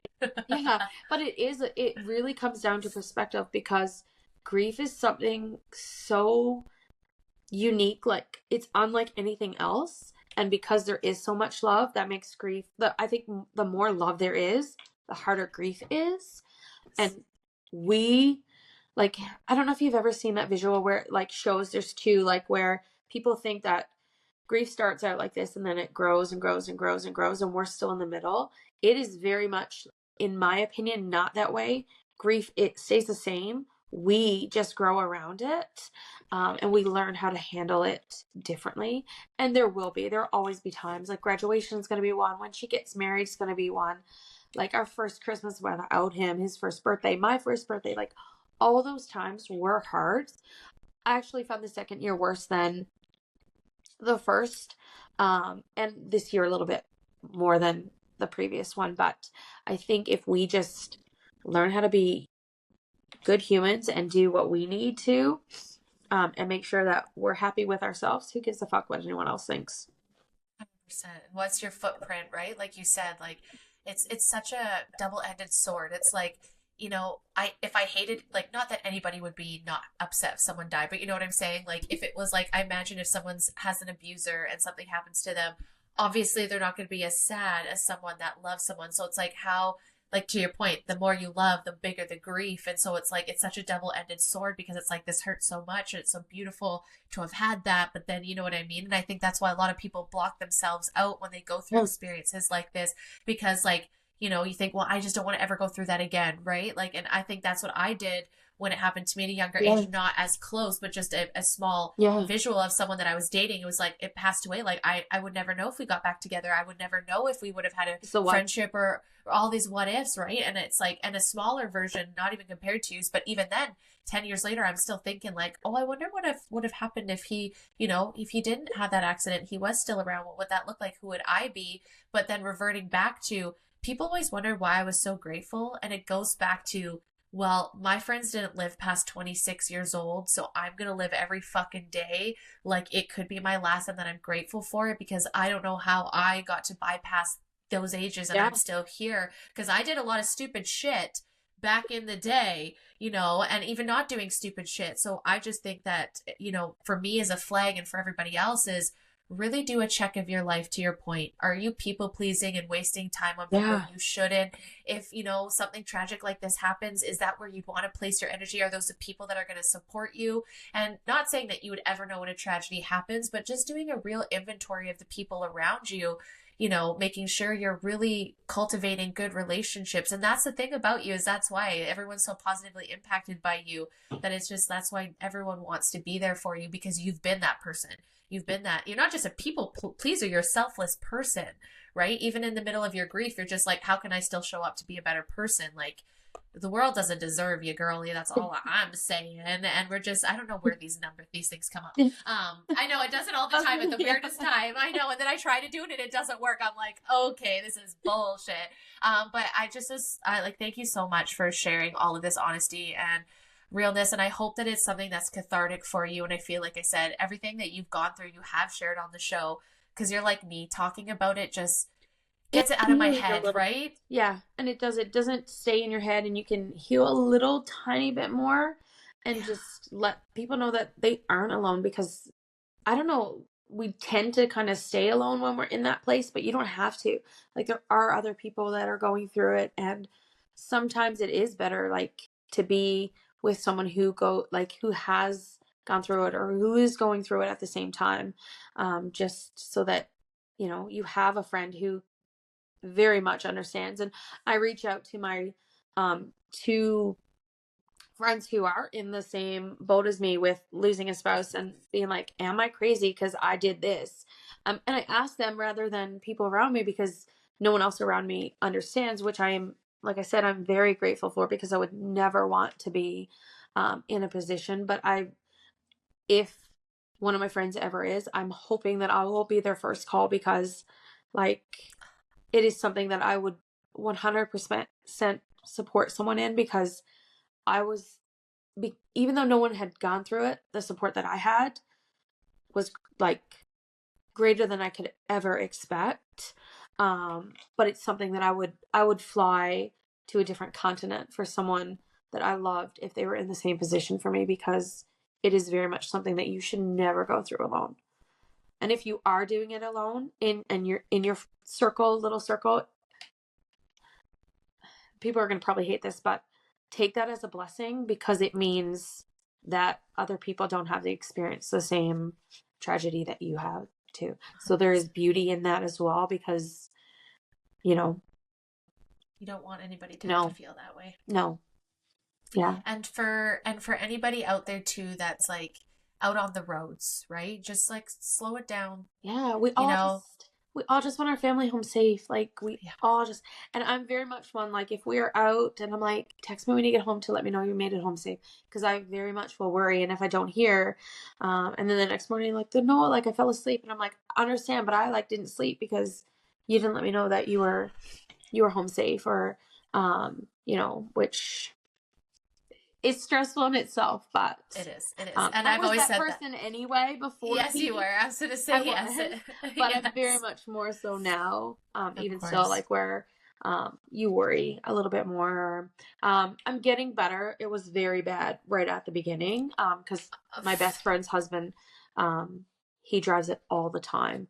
So very much am and we have this conversation about like the likelihood and those sort of things. And so like we're very much kind of, I guess, prepared a little bit if it does, but I mean, you could never really fully prepared for anything No, like but you don't that. have to be ignorant to it too, though, No, right? Not saying that you were, and not anybody no, is, but I think too, like a lot of people, young guys are like, oh, I'm just gonna go up to the oil field, and it's like, okay, cool, but you know why those guys get paid a lot of money? They work really hard and they put themselves in very dangerous yeah, positions, right? Like I never bitch about the gender gap pay because I'm like, hey man, I'll sit at my fucking desk and play in Excel all day and make mm-hmm, 50% less because ain't no fucking way I'll be have the butt like 100%. and that's why I always get so mad when people always come at the oil field. I was like, you don't even know what Yeah, those guys fucking do for your homes to be heated. Families yeah, that get lost for multiple accidents, not just on the yeah, highways, right? So it's just like, please respect the men that are out there doing that because they put their lives at risk every day, whether it's just driving yeah, to and from work. And we all hate Highway 40. I don't think anybody in Alberta thinks like everyone's like it's a highway 40. It's like we just know, so it's like we know this. Like I really hope more resources and stuff come in to support, like you said, like okay, we're turning people around, okay, then like why are they having transport trucks maybe, or yeah. shutting things down a little bit early? But it's always coming down to operational money, I feel like. And I think I just want to encourage men and women, but mostly men, to like, if it's unsafe work and you don't feel safe, like please So, you refuse know, it yeah, because 100%. right, like because you don't want to. I'm not saying that he would have done that or whatever, because we got to say some men too, they push it. So don't, just be extra aware. Not that Pete could have done anything, but just being aware of how hard these boys work and the dangers that they put in, and don't act like it's not anything, like No, it's just secondhand nature. It's like, no, no, no, it's important that we take things, we slow it down, and you're properly trained in those severe yeah. circumstances. And even as couples, like have those awkward conversations with each other. As much as like we don't want to think about death or we don't want to think about any sort of accident, have those conversations because we did on and off. But again, Of like course. we were always, that's not going to be us. We're not going to have that happen. Or more so, I was. Yes. Um, but then you're like, you're in that position. You're like, oh, fuck. Like, what's happening next? Or where does this go? Or what did he want if he's on life support? Or, Yeah. whatever it may be. What am I supposed to do? If it's not in paper, have those awkward conversations. What are you looking for? This is what I want. If this happens, this is what I want. Put it in paper, see a lawyer, make a will, because otherwise, when the time comes, like It's a I was, mess. yeah, like you're just going blind and hoping that um, Yes. you do something that they're going to be proud of. And I very much tried to do that. I very much thought about all the things that he wanted. And I did go a little crazy. Like we had a white casket for him, and he was very much anti-chrome. So I said, can you paint the chrome black? And he's like, he just kind of looked at me, and I'm like, no, I'm serious. Like, can you paint the chrome black? And then like we're in there, when I went to view him first, like they had that god awful music playing, and I looked at my friend, I'm like, he would hate this. And then she made a joke, she's like, next time can you have like Metallica playing? Yeah. And sure enough, like when we went to the funeral home for the viewing the next time, and then the day of the service, like he had Metallica playing. And they very much, like I made a joke on the day of the service, like he was in a suit and tie, like the owner and the director of the funeral home. And I'm like, well, where's your casual clothes? And he's like, you were serious? And I'm like, yeah, I'm serious. And Yeah. he went and he changed, and like the girls got hoodies, and like very much like kind of did what, like you, like they were very supportive in that way. Like, I don't want this church music, like it's casual, like no one should be in a suit and tie. At the end of the day, it doesn't matter, right? Like he don't like suit and ties, so I'm not going to force people to wear dress clothes or ties and stuff that in the end of it didn't really matter. I wore my Lululemon pants and a sweater because I wanted to be comfortable. And then halfway through, my bra came off because I literally was suffocating. But like those sort of things, like you just don't care about what anyone else says. Like I chose to do it differently. And I mean, some of it I probably didn't do as well as I should have. And then, you know, But like you said, how would you? What are you're going through all those yeah, things, right? And like you said, it is an awkward conversation, but it's one that you have just it. have them, because then in those moments, then even if you've had it like in your notebook back, like even if Yeah. it's not lawyer, just having an understanding and being like, what would he want? Well, he would want this, and then you don't or she, or however that pans Yeah. out. And again, don't think anybody could say shit. It's your celebration of his life and what that looks like for you guys, and he wouldn't have wanted that, right? And you know that about him. He No. would want something stuffy and like pretentious and like Yes. caviar. Like, Short no, and let's have sweet. some beers. Yeah. Yeah, let's Short and sweet. celebrate my life and And, just and I spend did. time together. And I hope for anyone who watched his service or whatever, they saw that I try to keep it as short and sweet, and we did a shot, and we, you know, it was just very much, like simple and easy. And, you know, I got to do other things that I didn't think that I could do for that. Like even the whole cremation part, I got to kind of be a part of, which was definitely different. And like, not saying that everyone has to do it. For me, that was very much how my brain worked, and it was the final piece to kind of make it more real. But just, yeah, have that. Do you want me to do this? If I'm in your position or in this position, do you want me to put you in this color or this color? Do you want to be cremated? Do you want to be married or buried? Because like some couples don't have those conversations, and then you're winging it. And we had, and I'm like, no, I want to be cremated. And I knew that he did. And then, you know, do you want some to go to your parents? Do you not want some to go to your parents? And like, I had that. I'm like, Mom, do I send a little urn with some of his stuff to his parents? And I did. And, you know, there's other things, like we went to visit, and he hates pictures, and you know that he hates pictures. He does. He had Aware. a giant ass picture of his face on his wall. And I looked at my mom, and I'm like, Mom, you need to go look at this. And I'm like, he's like mortified. I'm gonna tell you, he's mortified because there's a giant picture of him on her wall. But He did like attention. no, he didn't. And then I'm like, so have those. Like, I don't want attention. I do want attention. Like, and that's where I struggled with the viewing that we had, the second one. But I'm like, we didn't talk about that. But I'm like, I also don't want my kids not to have that opportunity. And I did it for them, and I just let anyone else who wanted to come as well. But like, have those. If you don't want a viewing, whether you know, you have kids or you don't, like, make sure that that's stated. Or if you don't want a service at all, state that. And just have those awkward conversations, because you know, there is the knowledge that comes from those awkward conversations. Like, you can't You don't get know any. when it comes in handy. Yeah, and it does. And I think if we push those more and we have those awkward conversations more, everybody benefits. 100%.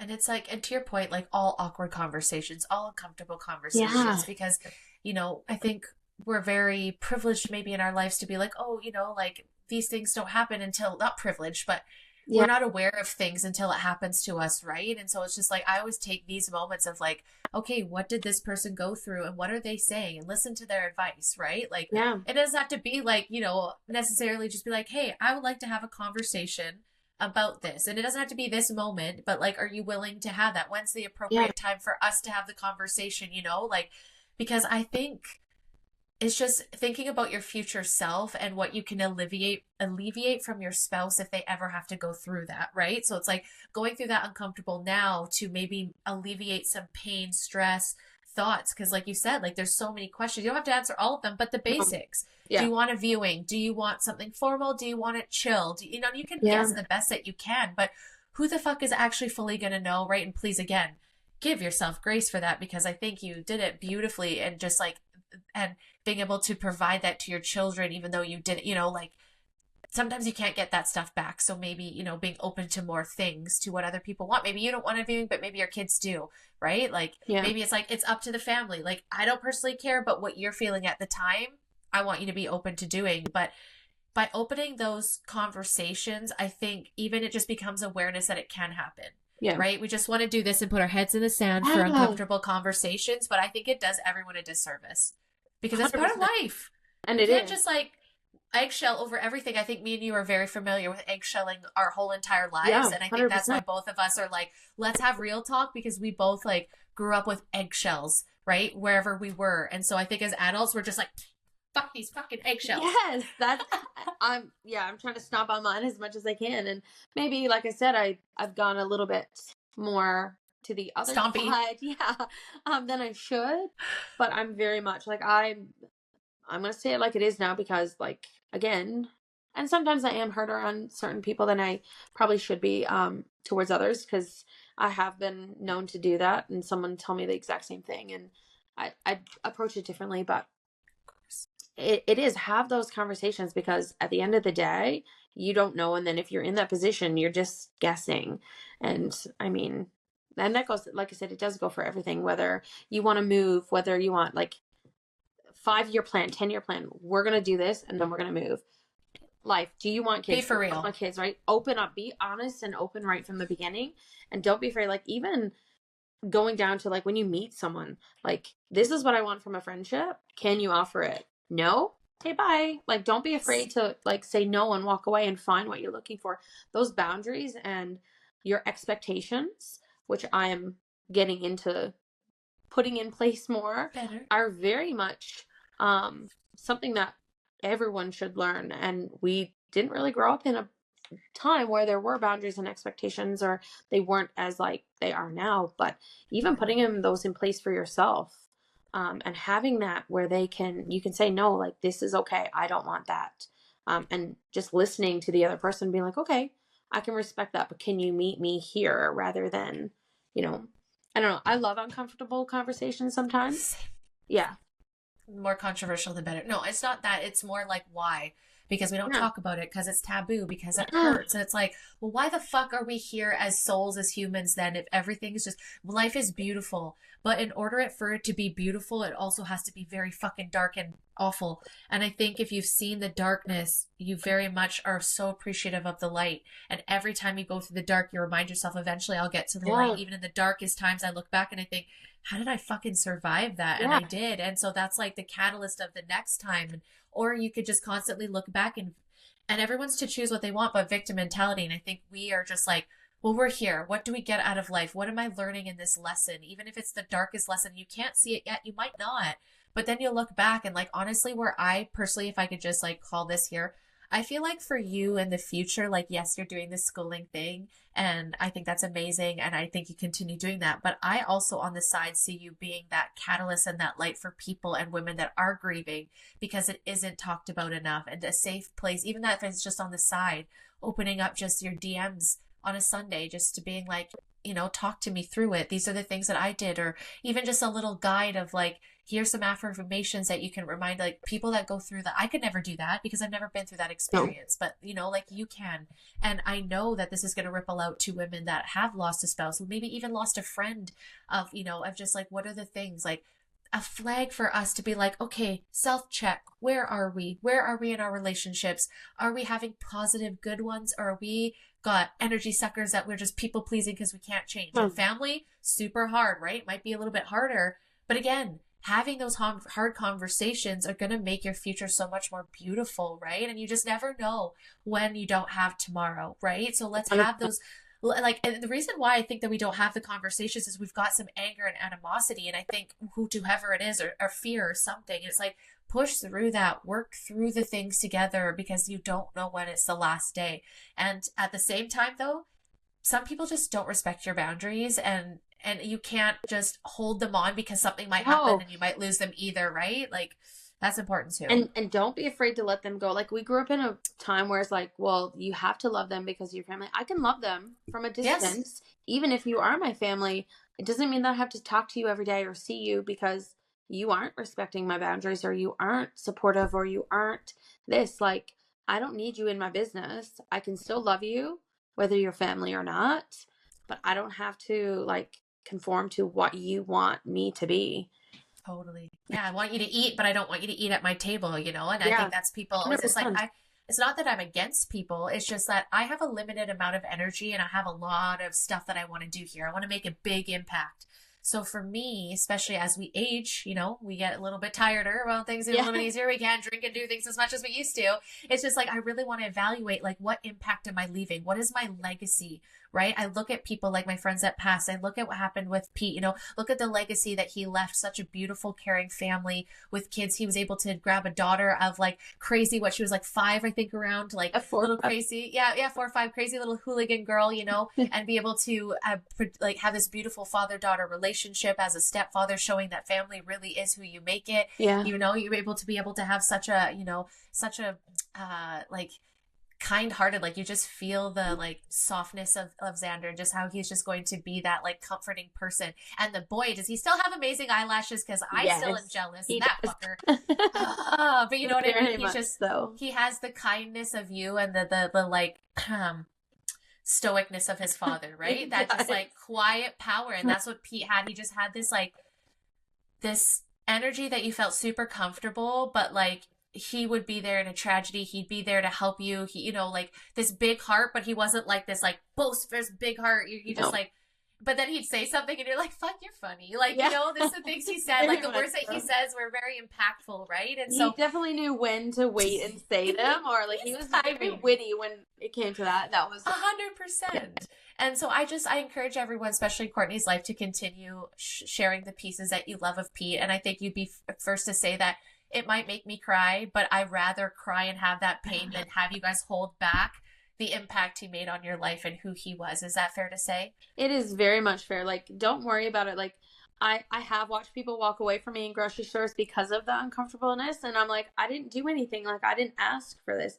Don't be afraid to come and talk or like share a story, or it might hurt for a minute. But then when, like, as for me, like I think about it and I'm like, oh, fuck, like that's a cute story to have, or that's something that my kids like need to hear. So I'm going to go share it with them, because you never know. Maybe it is a funny story that the kids want to hear one day, and you just put it in your piggy bank. Yeah, for later, and then pull it out. Because, we all have those inappropriate ones that our kids are too young for, or, but yeah, like pull it out and, when your dad was this age, like he did this, or those sort of things. So don't be afraid. Don't be afraid to talk about it. Don't be afraid to ask about it. I just like ask all the questions, do all the things that you're not supposed to, because there is something about being in the uncomfortable that is really powerful. Like it just, the satisfaction and gratification that comes from being in the uncomfortable is, because it's not controlling you as much anymore. I'm not saying that it's like full control, but it's like, I know that this is a tragic thing that happened, but I can also emotionally regulate at the right times of when it's appropriate to grieve, or not saying it's not appropriate, but for you to move on with your life, right? Because I think it's super easy, I imagine, to get into the same cycles, like you said, like give me a reason to get out of bed, right? Like for a small thing, so I have classes on Sunday now, and I love it because I'm like forced to clean my house. Now, would the girls come in the house and they'd be like, they'd say anything if it wasn't clean? Of course they're not going to say anything, but it's like, I'm holding myself to this standard to get it done, because if you don't, I'll get wrapped up in other things. So it's like you said, make the plans. And even if you have to cancel, but just give me a purpose, right? Like today, like you're probably like, fuck, I can't be like too like, I got to get up and talk to this bitch for a couple hours, right? So it's like, and keep his memory there, but also at the same time, like be respectful and like, I always think like, ask like, hey, is it a good time? Is it a cool time to talk about Pete? Or like, hey, I had a funny memory. Can I share that with you? Or like, you know what I mean? Like, I don't think there's anything wrong of trying to help that friend navigate the grief, because you're going through it. Your friends are going through it with you too, the people around you, right? So you don't expect people to be like grief counselors and know exactly what to say or do. So I think it's fair to say people can be a little bit messy is better than just holding back and blocking you entirely. Like you didn't do anything. Like, so I get where people don't want to hurt you and block that off, because obviously there's a part of me that was the same way. It was just like, oh, I don't want to bring this up, but like I think of something or like came across a picture and I'm like, do I send that to her? Does it trigger her? And like it's so nice to know that like, no, it maybe triggering, but in a good way. Yeah, and it would be very much so. And like my day-to-day people know, like we can, like if something happens, we can joke about it in this way, and it is very much not triggering. Like we're just, if I joke about something, sometimes it is a little inappropriate, but that's how I just get through, because that's what he'd do it. Who he was. He would 100% he would. So like, and you don't think he's not doing it right now, like to his friends over there? Like, come on, he's doing 100%. It too. He's slamming on you every time. Like, bitch, stop crying. Just kidding. Right? Like, 100% he would. So I try to do that, and I try to think like almost in everything I do, whether it's kid related or in like how it's going to shape my future. Like what would he have wanted? What would he want me to do? Is he helping me some sort of way up there shape what I'm doing down here? Like, cause you always wonder, are they proud of you? Are they You know, Of are course. they watching? Can they see? Right. And then like there's I don't know if it was a song or it was a video, but like, do the ones who go, miss the ones who stay. Like I think that's part of a song. And I'm like, do they? Like, is that a thing? And like, I wonder because my pop was so soon and he never got to meet my grandparents. I'm like, did he get to meet them there? Like, are they having a beer together? Like, just those weird things where Brings you you hope peace that, almost. yeah, like you hope that they're all together, or, when I see him, like, is he going to be like the same age? Or, and I always try to, like, I do say stuff like, I don't, I'm trying not to worry what other people think, because the only people I have to answer to at the end of the day when I do get to wherever I'm going is him and whatever God, Is out there. yeah, right? Like whoever you choose to believe in, like that's who I have to answer to. So my choices shouldn't affect or what I do or how I choose to grieve or heal shouldn't matter to you or anybody else, because it is how I choose to do it. If I can share how I do it and maybe you take one or two things and it helps you, then great. That's literally all I ask for. Like, talk about it, share it. Don't be afraid of it, because you will become such a better person and such a stronger person when you talk about it and you share it. And it's, I imagine as isolating as it is, and then it's like isolating. Maybe people don't even have to understand, but just to be a channel for you to speak it out, right? Yeah. Like just to get it out and get it out of your head. And honestly, this just like dawned on me right now. So yesterday I was walking. I don't remember where I was, but we are supposed to do this yesterday. I want to say it would have been around the same time that we were probably supposed to record, if I'm being quite honest with you. I haven't seen a dime in a really long time, and now I'm realizing that that was Pete yesterday. Oh, it probably was, yeah. Because I was thinking, not that it matters, but and I'm very, very, very blessed to not have had anybody besides Pete recently pass. But up until a couple years after all of those, my three friends passed in a row there, it was like dime central. And I haven't seen one for a while. I think it's almost been like maybe a year. And yesterday I was just like, I actually picked it up and put it in my pocket because I always do. Because I'm like, oh, you're coming with me. Hi. But I was like, I wonder who Yeah, this is. And now it just dawned on me that was yeah, it probably probably was. Pete. 100%. Yeah. And those I are the thought, little things. And like, and if people don't have to believe it, I believe in angel number. I believe all that because, like I yeah. said, my belief is that there's a veil and he's watching and he's there and he sees what's going on. We don't have that luxury. And I think they miss us just as much as we miss them. And I they hope give us so. those little signs. Aha, dude, like, knowing that you're there in a fucking text away and knowing that we'll obviously reunited, just knowing people are there are just great, right? Like, I miss this. Like, Yeah. I just seeing you, it just made me, like I I, said, knowing that we were talking made me just flood in and like, holy fuck time. But that's always been our friendship. We've always been like really heavy and then we go through life, but we've always yeah. come back to each other. And it's just such beautiful friendships of not having that crazy expectation, but just always knowing like, if you're like, I needed you here, I'd Yeah. be there. But like, I was so like, I thought it was so beautiful because your family is there around you and you have such a beautiful support system. It was just really nice to know that and Grand Prairie is just that fucking way, you guys. Like, as much as I shit talk it, Yeah. It is it's very, definitely a very community based, and I think it's because everybody's isn't from there for the most part. yeah. Everyone's away from home, right? So they all like fill in community, and family is who you make it. And I think both of us understood that we came from different areas of the world. We had different lives growing up, but we were instantly friends, and we just Yeah. had that like no expectation, just love, right? And I just think just keep cultivating relationships like that you can just call if you need them, where you don't have to judge. Like, you call me and say, oh, I just yelled at a person because I've been like, yeah, girl, fair. I incite the violence. You're like, hey, I'm not going to get too drunk. I'm like, if you have to reschedule tomorrow, like, I'm going to, support you in whatever you I need. But I think did. what moms and women just need to do in general is just really like, yes, there's accountability.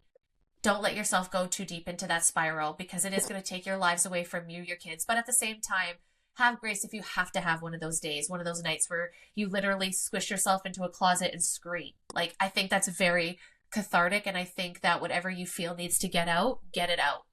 And we do, and we have those. And like, when we hit the year mark, I said to my kids, okay, like we've had a free year. We've done more things than we probably should have. And we didn't cook at home as much. And we didn't, we maybe, I avoided being at home as much as possible. So we did things that it was our free year.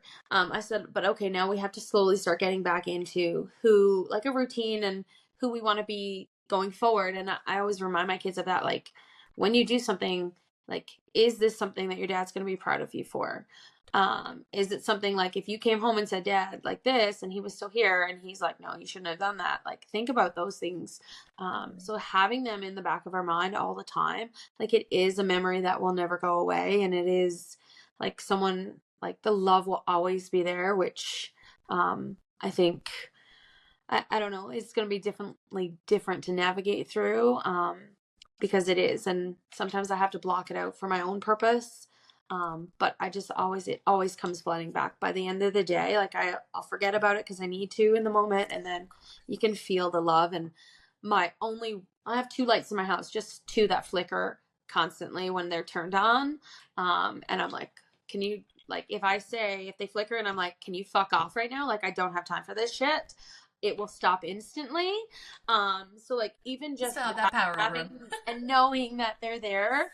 But right, like, just those weird things or like certain smells, like, just having that is just so healing in itself too, and comforting. It is very much so. But like, yeah, I love when that happens. I'm just like, no, fuck off today. Like, I'm not in the mood, and it will instantly stop. Like, it was doing because I feel like if I imagine him as a ghost, I'm thinking of like Jasper and like the like shit ones that are like gonna knock all your things down when you're not in the mood. Like, that's what I picture Pete is doing on the other side, and whenever he has a moment to connect that to you, he's gonna do that, because as if he's not sitting there gonna fucking be like, if I'm gonna be your, like, you know, haunting you, we're gonna make this fun. Like, haunting but fun. I'm gonna tell you one story before, like, of course.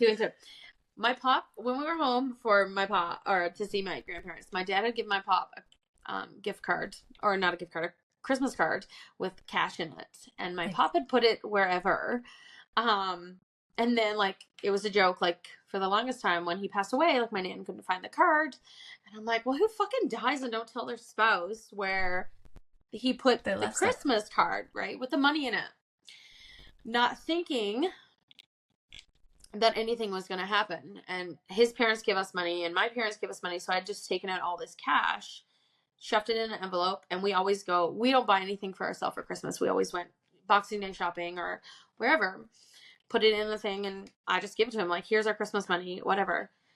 And then, I don't know, after his accident, I'm like reliving, and I'm like, oh my fuck, he took this money and didn't tell me where he put it. So there was like almost $2,000 worth of cash in my house that I had no idea of where it was for, like, ever. I didn't know. And then, like, we're getting ready to go visit his parents in July, and the kids, I'm like, fuck, like, I'd forgotten about it because I'm like, whatever, I'm not going to beat myself up trying to find this fucking cash. It'll come out when it's ready to come out. I'm like, fuck, we're going to Ontario, like, to visit his parents. Like, be nice, like, if I knew where the Christmas cash was. And then the kids are, like, downstairs looking, and then they just found it in this random ass spot that I never would have looked. Of course. And I'm like, okay. And I'm like, that would have, like, been nice, right? Just weird things. But then, yeah, like, same thing. Like, I always wondered if he bought me a Christmas present before he died. And yeah, like, this past summer, I found it. And I always wondered, because we always just got those, like, little travel perfumes, and like, where you get the side one, like the big one inside where you go pick yours. And I, like, always wondered, and I moved a box, and I'm like, oh, there it is. Like, just those weird things, like, just even finding the joy in that and thinking, like, yeah, it comes when you need it. Yeah, absolutely. And those are the moments too where it's just like, you know that they're present, right? And it's like, you don't always. That's why I feel like they're just a veil away, right? So, like, they're there, they're watching you, and there's no fucking way in hell that he's not with the rest of your family, and they're not having beers, and they're fucking making fun of you and 100%, being proud of you. And, you know, and one day I have no doubt that you guys will obviously be reunited. And I really wish that wasn't in such a long space too, you know, because you're not going anywhere anytime soon, girly pop. We're going to get old, and we're going to be doing drugs in the old folks home. Okay. That is our plan. I plan to fucking be it's the first time I'm doing acid. Just kidding. I'm causing mayhem. Yeah. I'm gonna make nurses regret their fucking decisions for becoming nurses. Like, that is the absolute plan. But I'm so proud of everything. And like I said, in future, I see you being just as you always been, a light for everyone around you. And Thank you. And I'm, like, obviously completely so sorry, obviously, all the time that this has happened. Like, but there's no other words but that I'm proud, and, like, when this all happened, as much as this was shitty to say, it was just like, I'm so sad that you keep, having be these big things, but you constantly always just find a way to channel that and take power out of it. And I think that's what everyone draws from you. It's just like, you're so selfless in the, I don't want anybody else to feel this pain, so I'm going to do everything I can to not, while simultaneously being able to heal yourself and being a kind person. And maybe you've been crazy, like, sure. But even at your craziest, I don't even feel like you were even mean. Like, I don't even like, and I've seen it because I've seen your mean side, not towards me, but like I've seen it. But even then, even in your darkest hours, you're just still such a fucking shining light. So Thank you. I imagine that that's just going to amplify as you go. And there's no questions that he's proud of you, girl. Everyone around you is. And it's not even just like how you've handled this, but just who you've become as a person. Like, I know you feel like you're probably still people pleasing, and I'm sure, but from who I knew where you were, yeah, a little bit, but from who we were when we had talks, at the dental office back in the day, or the multitude of things that we've been able to do together and watch, it's just, I've never really had a friend that, long-term friends are hard, but to watch it all, like, there is just, I think I knew that you were always going to be destined to help people, and you always have along the way. So just please keep doing that. Please have grace with yourself, that if you need moments of screaming and eating McDonald's for a week, what the fuck ever, like, keep going, because you're making such a big impact to people around you, the people that will be listening to this show, especially those that you're going to help in the future work through this grief thing. And I know that that's going to keep coming to you, because you're just a channel of healing, and you always have been, because you've been that way for me, right? Like, I can always call Ducky. Like, I can always call, right? Like, always a phone call away, no matter what. Always. And like, and even just like Ducky in itself, I don't call anybody else that. And I remember meeting, and I was like, why are you calling me Ducky, you weirdo? And you're like, well, that's what we say over there. Like, it was just cool that from day one, our friendship have always been like, you're weird, but tell me more about you. Yeah. Always. And I just want to keep harboring that. So this summer we'll definitely bring the kids down, or even if you just need a mommy time to yourself, like, or if you just want to send the kids down here, to have a weekend away, like, that it's open to us. We've got the spare room, we've got all of that. But again, I don't want to reiterate even more, because now it's just starting to call like fangirling here, but I'm just super proud. And thank you for texting me. Obviously this was something that I was always willing to have you speak about, but in no way, shape or form I was like going to be like, are you ready to talk about it? Because I mean, grief is so different for everyone, guys. It's not linear. So please don't compare anybody's journey to your own. No, definitely. And then in 5 years, if we want to revisit and kind of see, right? Like, it's just to see the progress, because sometimes you might have setbacks and sometimes you'll have like really good times, and just even to see the growth just from one. I think 5 years is going to be like your second book, and we're going to be talking about how you've helped people. Thought about that. I think you really should. I really think you should, even just as like a parent that has gone through different forms of parenting and how to navigate that. Like I said, girl, like I'm fucking here for it. And there's like, you can speak into it now. You don't even have to handwrite, like, and no doubt. But again, I could keep circling this, but I appreciate you, and thank you again for everything. Of course. Well, guys, if you haven't already, all the episodes that I went back, go back and you'll see the difference. You go back, for one, we were just audio then. So we were just babies talking. But just go back, have a listen. Courtney is always open for her DMs. I know that she's always here to talk to you guys if you're struggling with grief yourself or any sort of situation. I know her DMs are open. I'll tag her in all of my posts, of course. But as always, guys, thank you for listening and being here. And until next time, bye.